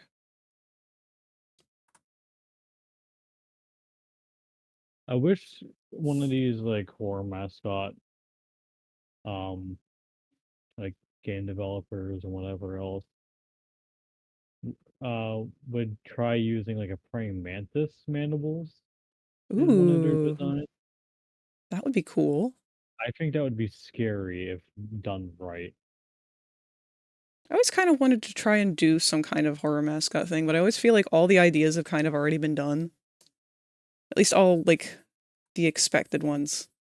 Because last night I was thinking, what if I made one that was like, I don't know, somehow a cereal box mascot? And then I looked up this Finding Frankie game, and apparently he is a cereal mascot, and the show was based on the cereal brand or whatever. So it's like, okay, cool. That one's already been just recently taken.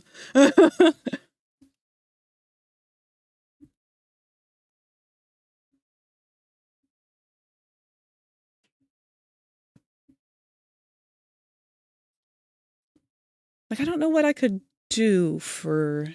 What's something that was nostalgic and innocent as a child?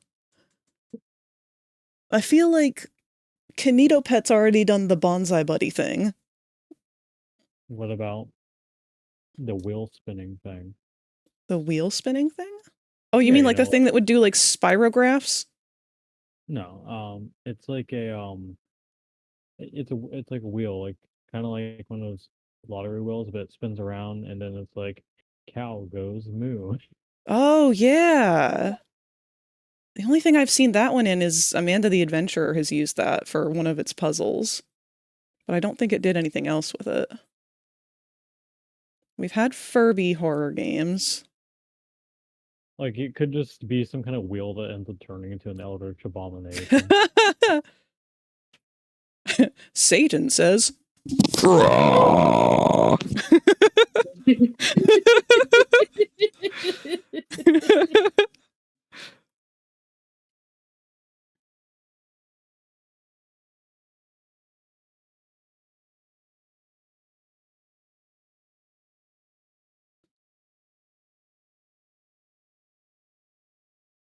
Oh, shit. I meant to tell you guys earlier. I saw an ad today. They are revamping Barney. I kind of already knew that. I did not. I just found out about it today, and I don't know how to feel about it. No. They modernized him, and he looks interesting. Hold on, I'll find a picture of it.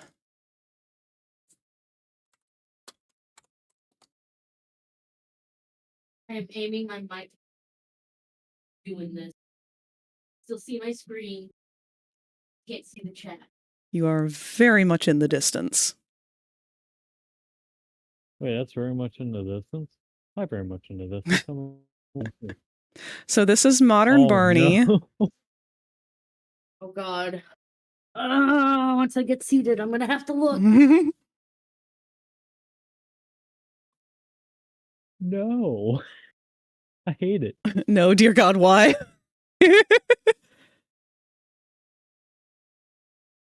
Yeah, it's something. It's very Cocoa Melon.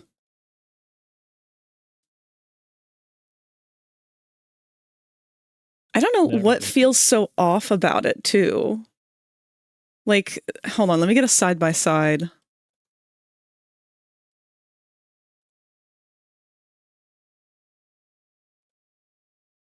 Here we go. So someone's done a side-by-side kind of comparison of the two. Where did you put the image?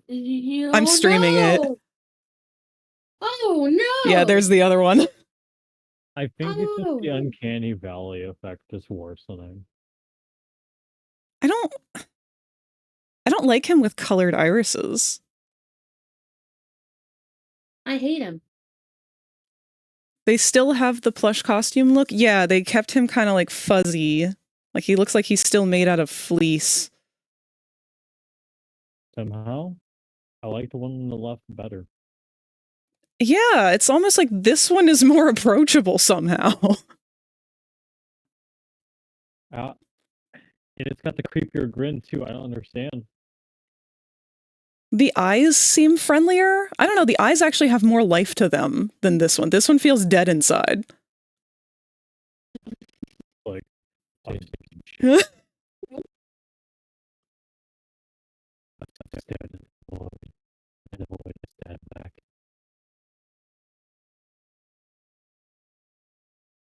Wait, what was that? Hold on.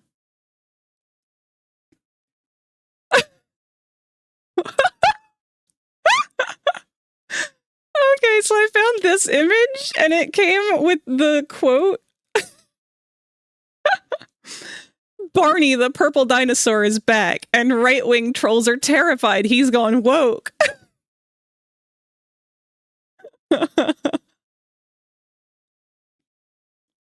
Toy company Mattel announced yesterday that Barney is to be yassified for 2024 TV reboot, returning in animated form rather than as a man in a costume. And not very surprisingly, the first question on the lips of right-wingers was whether Barney would turn woke for the revival.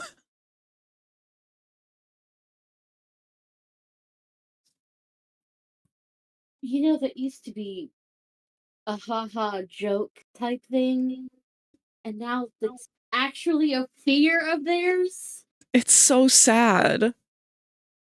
Quite indeed.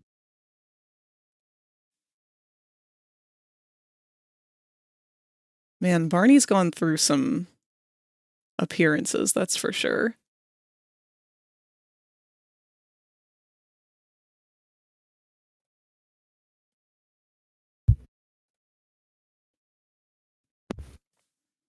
Are we just conditioned to hate mass-produced children's cartoons? Well, I mean, if they're related to Barney, yeah, there was like a weird mentality that happened with Barney stuff. You have to ask if everything has gone woke. I'm sorry, but maybe you're the problem. I think it's the mouth. They tried staying close to the costume/puppet look, which makes that whole area just feel off. Yeah, it's something about the mouth and eyes. Like, it can't decide if it wants to be a costume or not. The fact that you put it in such a way, it can't decide whether it wants to be. It's just like... Barney is coming for us. He cannot be stopped.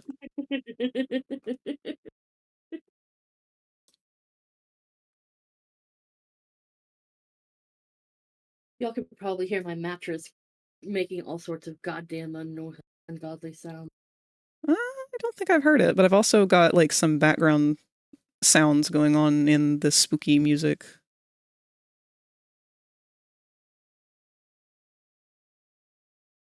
Well, to be absolutely fair, I do not.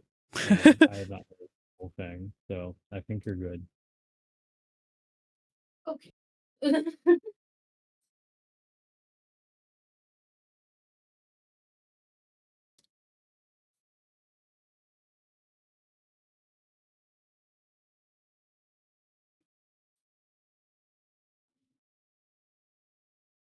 I guess no one's really done a mascot horror for a video game character yet. Like, just straight up having, well, no, I guess that would be all the Sonic EXE stuff. That technically would count. What is the difference between mascot horror and creepypasta? I think that's a very gray line there. Because it depends on the creepypasta. Yeah. I feel like the main difference is the creepypasta is the term used to kind of broaden the spectrum of like different horror aspects, stories, and whatever else are just made up by random individuals. While mascot horror just pertains to mascots of certain franchises, video games, whatever. But a creepypasta can be mascot horror, but mascot horror can't, or I mean, other way around. You know what I mean? Yeah.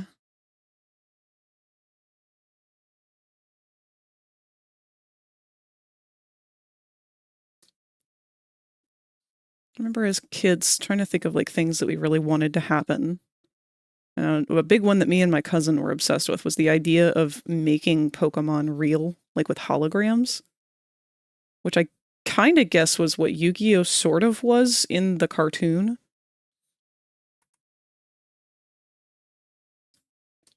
There hasn't been a card game horror yet, has there? Like a mascot game that was a card game that was evil or something. Maybe that is... I'm graying the lines too much.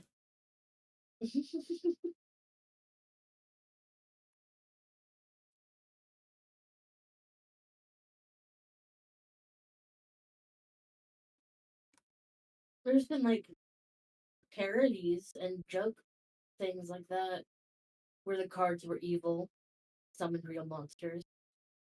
I'd agreed. I don't know why, but you just reminded me of the one episode of The Grim Adventures of Billy and Mandy where... That's exactly what I was talking about! Man, we should go back and watch that. Oh, I fucking love Grim Adventures of Billy and Mandy. I just remembered what Scary Godmother was. Oh, that's another good one. I would love to watch that one with you guys. Mascot horror can fit in creepypasta. Creepypasta can't fit in mascot horror. To me, creepypasta is like some story someone came up with and posted on Reddit that got shared around. Mascot horror is when someone makes a franchise with, well, mascot characters to market it. We were on this about, oh, Tot, you missed it the other night. We did watch Child's Play. I know you wanted to watch that one, but we had to find something else to watch because Chauncey couldn't make it for Trick or Treat. And we just spun the wheel with all of the suggestions at that point. But Chucky is technically a mascot horror because they made up the entire Good Guys franchise for him. Yeah. Guess I kind of agree with you there. You can turn a creepypasta into a mascot horror, but a mascot horror is kind of beyond a creepypasta. So is Slender Man a mascot horror? He started off as a creepypasta. But is he mascot horror now? They technically have plushies of him, at least Marble Hornets. He is. He is now a mascot horror. He has evolved. Yeah, he has evolved past his creepypasta.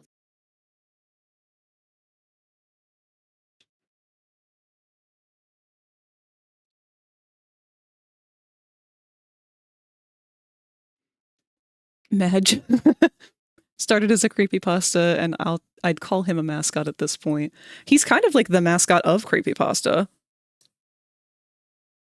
Yeah. One of the main ones, anyway. We've got Jeff the Killer. Ted the Caver. Smile Dog, the Rake. Is the Rake a creepypasta or an SCP? Rake is the creepypasta. Okay, I feel like I see think that one get used in SCP a lot, too. there's something that looks very similar to a rake in the SCP, which is the Shy Guy. Oh, yeah. That one, yeah. Like if you actually were to see like picture descriptions of him, he's very much similar to what a rake would look like. And why is the Rake called the Rake? Because he rakes his long fingers down your body. Oh. Fucking no. See, the only thing I know about him is that, like, it's a found footage picture of, like, a deer hunting cam or something, so I thought he just, like, was raking the leaves. That's something I'd do if I was the rake. No, we already discussed what kind of creepypasta you are. You're the deer creature that walks on two legs in the woods playing sounds from an old radio at night.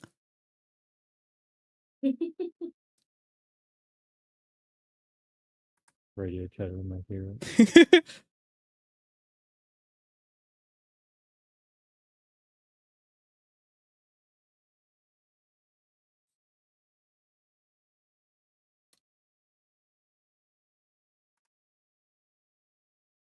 I wonder if there's any other examples of like a cryptid or like something that has come from mythology that's been modernized, like the Wendigo.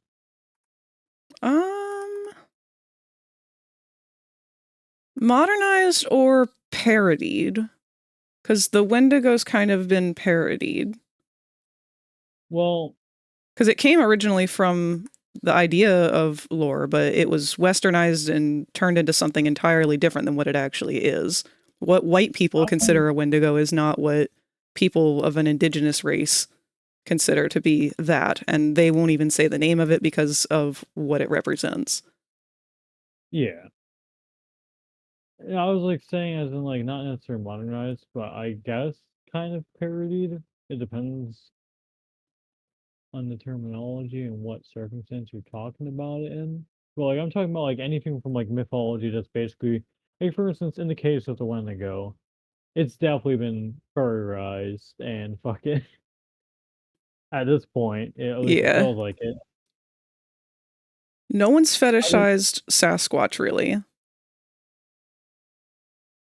Because I think at the end of the day, that's what it comes down to, is the fetishization of the monster concept. And no one has fetishized Sasquatch. I'm sure there's some. Okay, well, no, there are definitely some Squatchies out there, like, I'm sure. But not to the point of, like, the Wendigo. Yeah. Well, I'm not necessarily pertaining it towards that. I'm just like saying like anything in general that it's specifically originally meant to be from a mythology or from like a certain like belief. I was gonna And say now we'd it's have just to kind of like we'd have to define the difference between religious beliefs and mythology, because Leviathans and whatnot technically came from Christianity, I think, because that's what the whale was described as with Jonah. It was not originally described as a whale because we did not know what the fuck a whale was. okay. In that case, how about we per se throw them in a pot? Like kind of like a broad subject type of thing. It could be either or. Yeah, like a reoccurring theme of creature in a multitude of religions and historic tale, I guess. Not one that is tied definitively to one, like the Wendigo. Yeah. Which I Yeah. apologize if it's offensive that I am saying that word out loud. I have tried to come to my own conclusion over what to say for what. When I am referring to the one that has been fetishized by westernization, that is a deer-headed creature, that is clearly a monster, not something that is of that religion, I feel like it is okay to say the name of it, at least because it's not my belief. I don't believe in what that would do. Like that, it's not my religion. I'm I'm a fucking white person. So unfortunately, I don't have any influence on it in that regard. So given how I've been told that it works, I don't feel like I am contributing to that belief in any way by saying it when I'm referring to the monster. Obviously, that's not its name, but we haven't collectively come up with a name to call it anything else, which I wish we would do. Because then I would be able to say something else and people would know what I'm talking about. You just call them Windy Boys. That's what TikTok does. I feel like that's still acknowledging, though, that they're being called Wendigos. Like, we should just call them something else and have a name for this creature by now. It's something that obviously we have had, like, It's like a with skull-faced animals, Nightwalker they or call them something. flesh shape. Oh, it could be something similar to like skull dogs, like skull deer, I guess. Or Yeah. skull, Like, skull ungulates. I'm happy to call them anything that we can change them to, but until then, I have no way of like telling people that that's what I'm talking about and not the religious version, because that is a very different version. That's just like a humanoid body, I think, that's like got a bloated belly and stuff. Yeah. I'm not trying to be disrespectful, and if that is how this is coming off, please feel free to correct me. I'm trying to be as respectful as possible.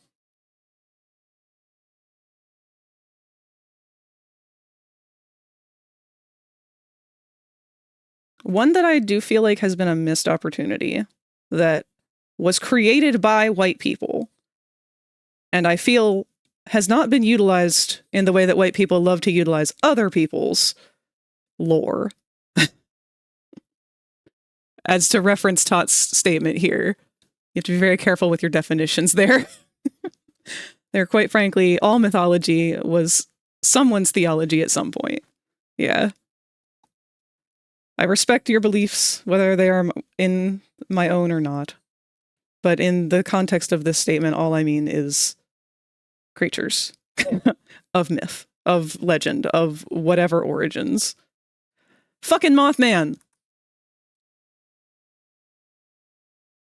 Yes. Mothman is quite Mothman nice. was made by white people. He belongs to Virginia. If you need a white person culture monster, there you go. You can touch his whole butt. Stick a quarter in it. Wait, hold up. Why does that remind me of something? Sticking a quarter in Mothman's butt reminds you of something? Yeah, I don't know where. It's like fucking the alarm went off in my head. It's like, wait, why do I remember hearing this phrase somewhere before? Because people keep sticking money in Mothman's butt crack. I'm not Like joking. Hold on, here. Here's a literal Wait, image. That's Mothman's butt. Damn it. People keep putting money in his butt crack for some reason. It is an offering.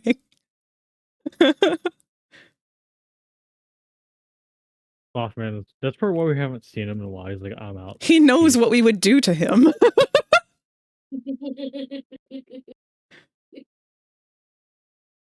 It is not those who fear the Mothman. It is the Mothman who fears us. Valid. Mothman, destroyer of bridges.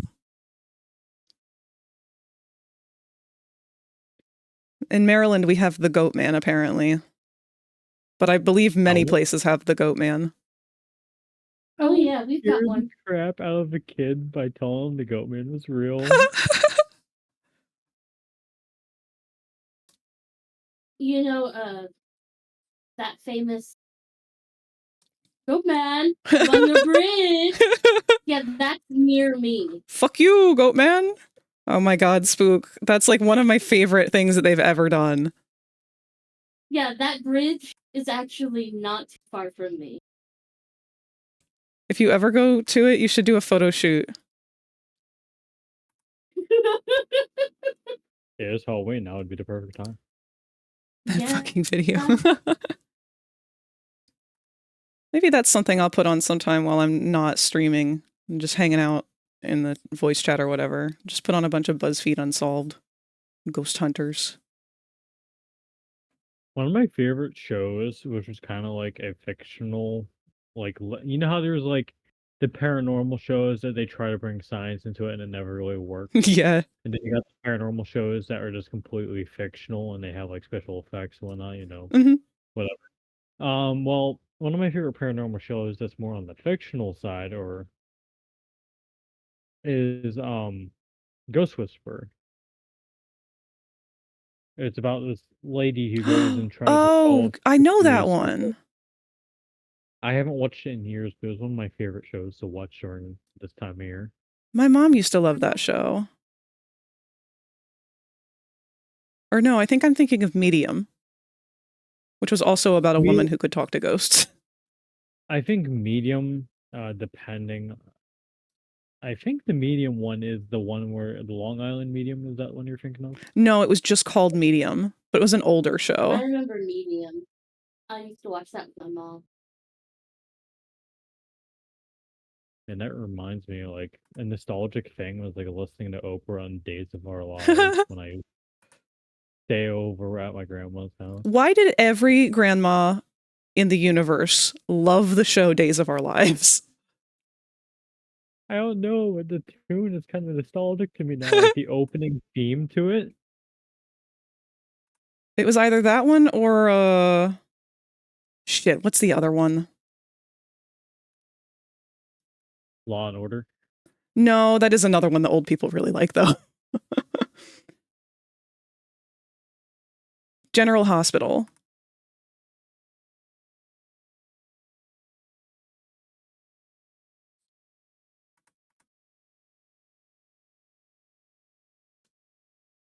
I used to not like the like hospital drama things. I can't watch them. They make me squeamish. Yeah. I love that though, because like my parents and everything, they used to watch a lot of those hospital shows. Mom still does. But she'll be like, I don't want to watch a horror movie because it's too gory. It's like, what do you mean Then it's they too watch gory? Your last episode of Grey's Anatomy just had like a child eviscerated in a car accident. What are you talking about? Right? I think it's the setting and the music, the Yeah. theme of it. Because sound is one of a wonderful sense that can really get someone into a mood. And certain sounds Mm-hmm. will be like, hey, anxiety. Yup.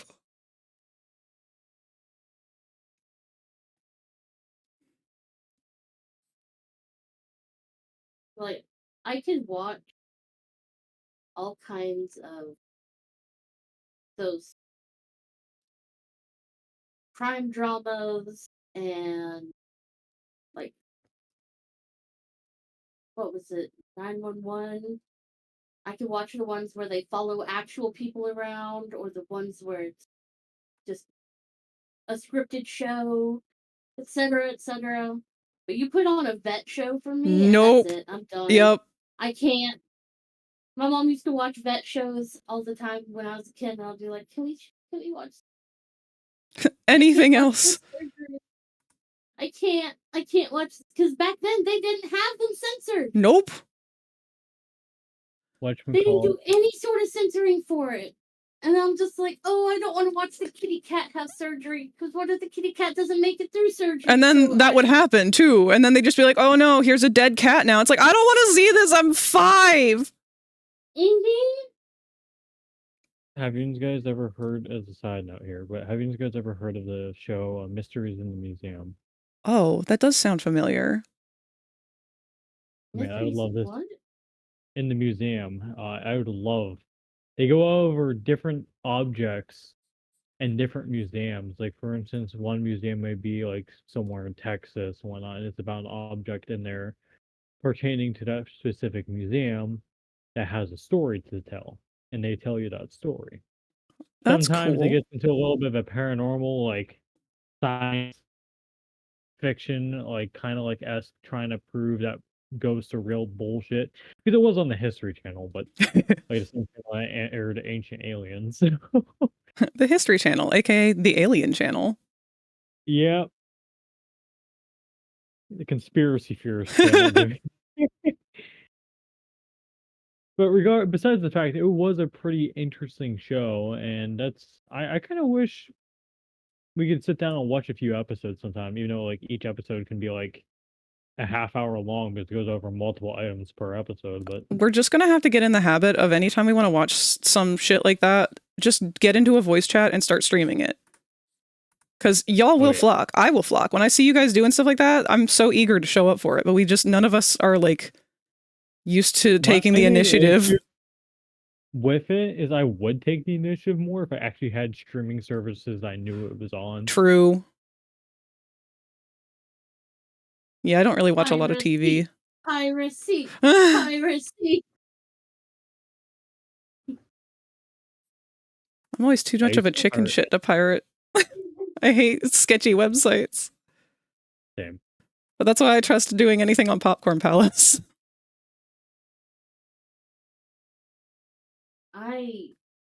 Jeez. I have been in the piracy scene for a long time. Got it from my dad. He was a pirate before me, and his father before him.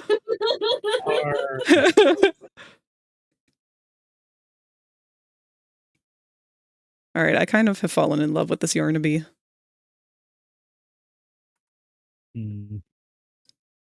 I might slap some colors down on that one and post it. It's just a quick little sketchy warm-up guy.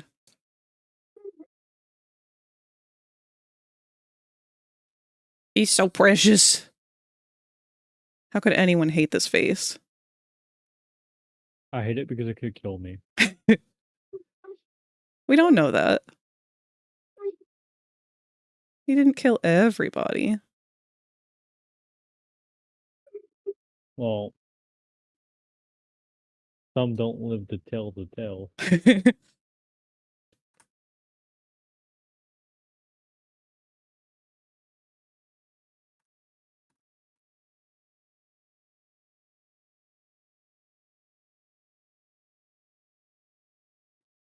Wouldn't it be fun if you have to fall on his back and ride him like a bucking bronco at some point?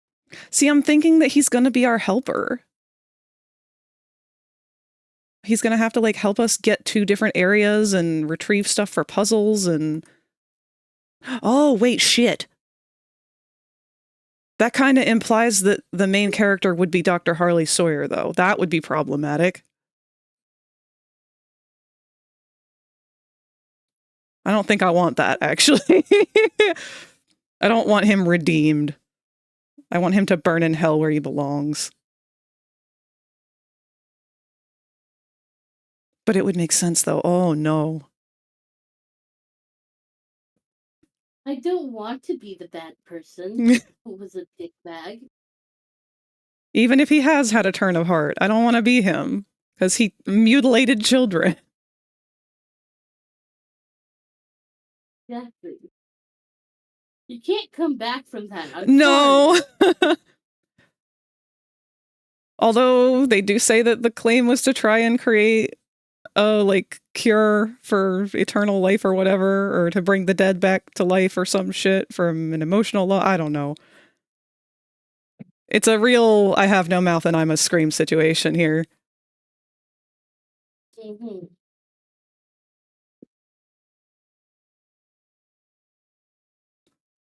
Just flip my tablet around trying to turn the paper, forgetting I can just do that with the program. Also, ads are starting in about a minute here.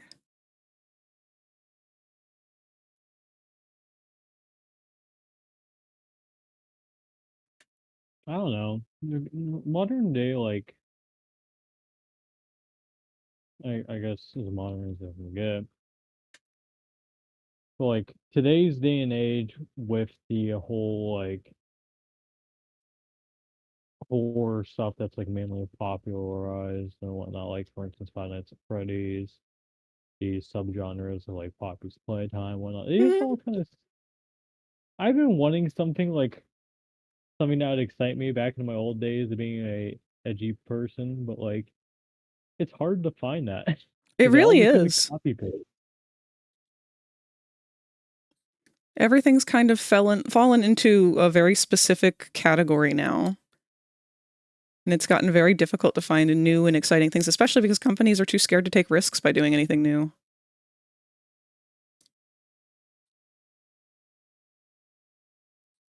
I mean, I'm so bored with superhero shit at this point, but that's all there is. I don't think you could get me interested in superheroes no matter what anymore. And I feel bad because, like, this new Transformers movie, I'm really interested in it. It looks amazing. It looks like something that If the you Transformers become community... lightheaded from thirst, feel free to pass out. Thank you, Mime. I have been talking a lot and do need to drink.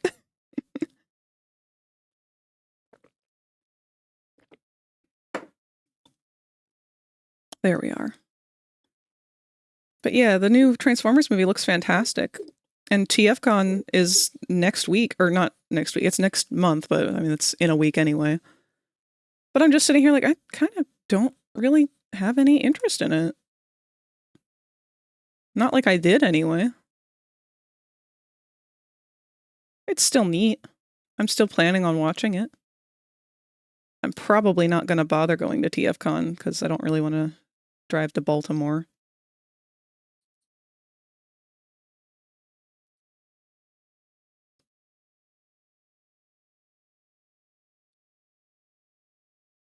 That and it's just expensive anymore.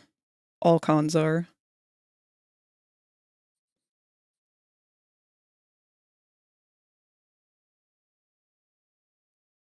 Travel was a lot easier before COVID, but ever since COVID happened, it's like, man, I really just don't have an interest in it. People are so nasty at conventions now. There's no con etiquette.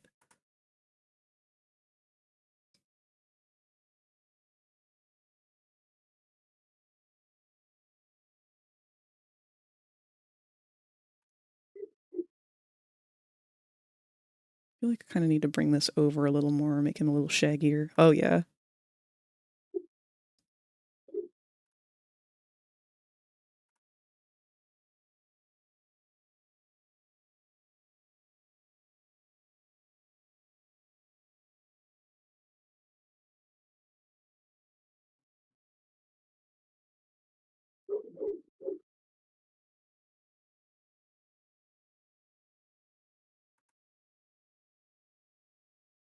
I am very happy with this pupper.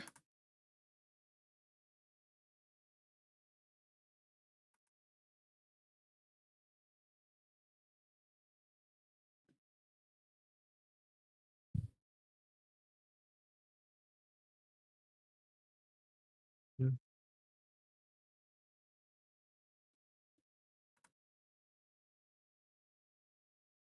Oh, yeah. Somebody remind me to do my daily mission on Creatures of Sonoria later tonight. Will gladly. Because I need to get the weekly mission to get the fucking monthly creature. And I have forgotten for the last, like, 6 days to do it once.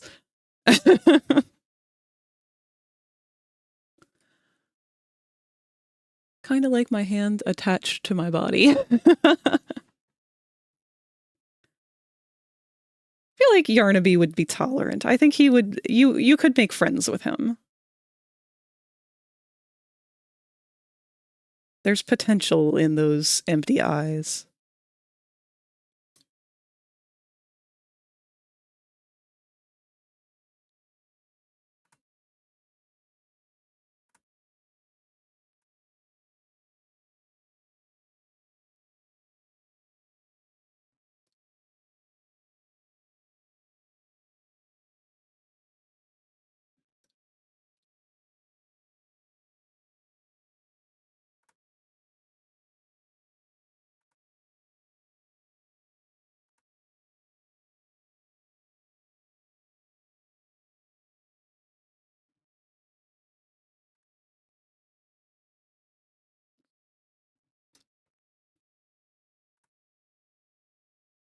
Hmm. Hmm? I am so tempted to just binge play Monster Hunter Rise again. Go for it. But the thing that daunts me, that I'll be starting basically over from scratch. But the thing that lightens me is the fact that I can choose a new weapon and just go through a playthrough of that and see how well I can get at it. It's like a challenge. Yeah. I've been But then the wanting. other Oh, go ahead. side of me wants to. Oh, sorry. No, you're Uh, good. I was just gonna say the other side of me. What kind of want to wait to see what you want to do with it, just in case you might want to play with me.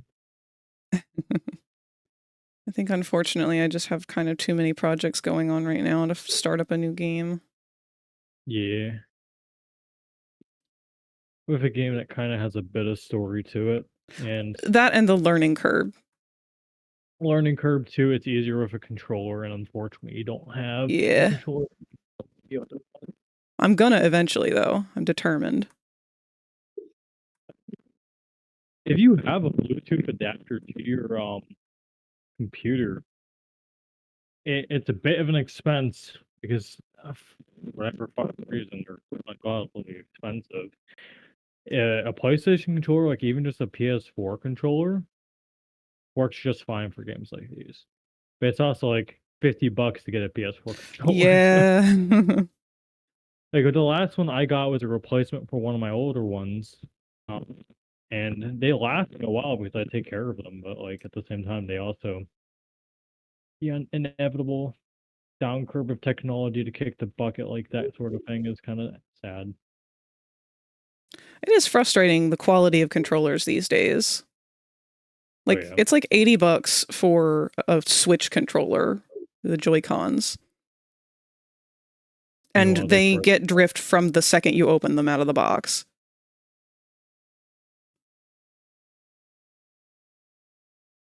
Like when I was a kid, we used to beat the ever-loving fuck out of our controllers because we had rage issues and not like no ways of coping because millennials were not taught to handle their emotions because their parents were absent at all times.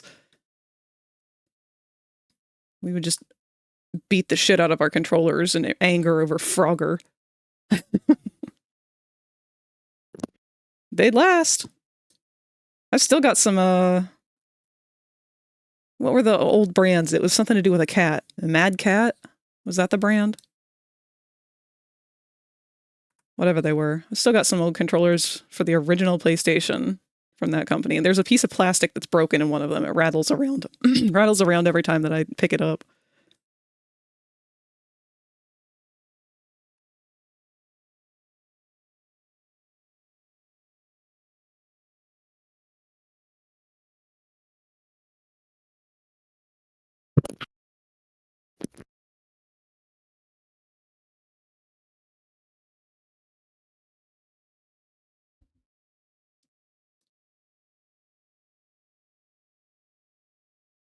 Man, I don't know. Would you prefer me to potentially leave the call if I'm gonna be fucking around a Monster Hunter? Um, yeah, if you think it's going to be pretty consuming of your attention, and that you might end up talking over things or whatever. But for the most part, I don't really think that you'll be too much of a problem.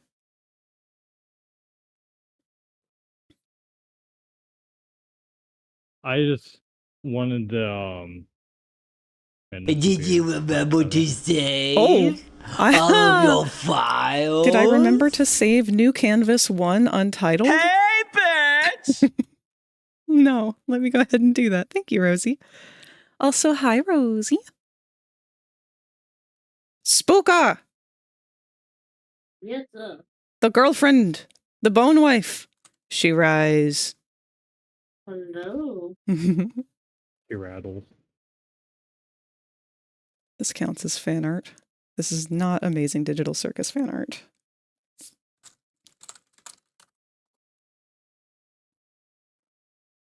Oh, piss. Whoops.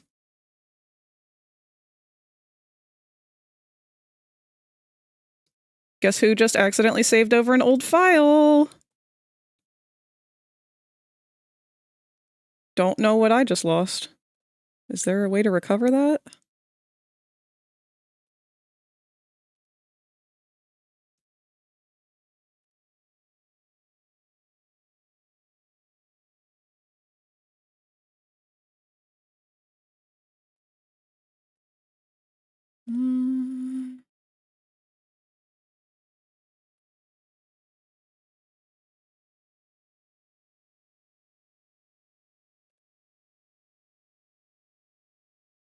I think I am going to have the Bidians guys to do. I just don't want to take the chance of disrupting the stream, so Okay. have a wonderful day.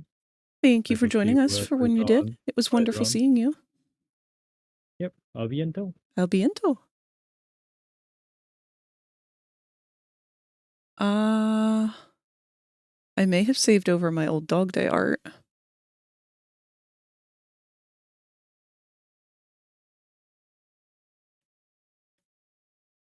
Sorry, I'm checking some files to see if I can still recover it.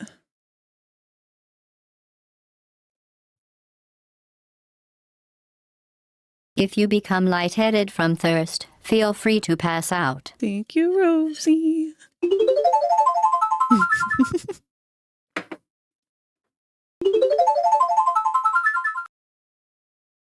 And a big stretch. Okay, take a breather. This is good. Keeping me grounded so I don't freak out over losing art. But I'm pretty sure I know which one I accidentally saved over. Let's take a look here. I don't know what this file is going to open, so I'm going to very quickly hide Sai just in case. This is beautiful. Thank you, Rosie. Give me just one moment to make sure. We are going to recover this document and this other document.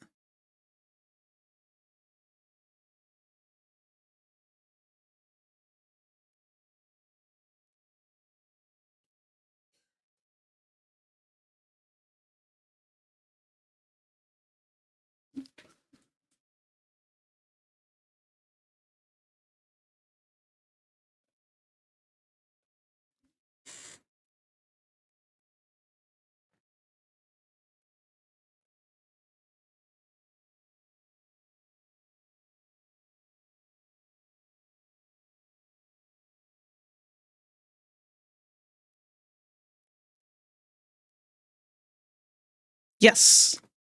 Okay. I saved it. Fuck yeah.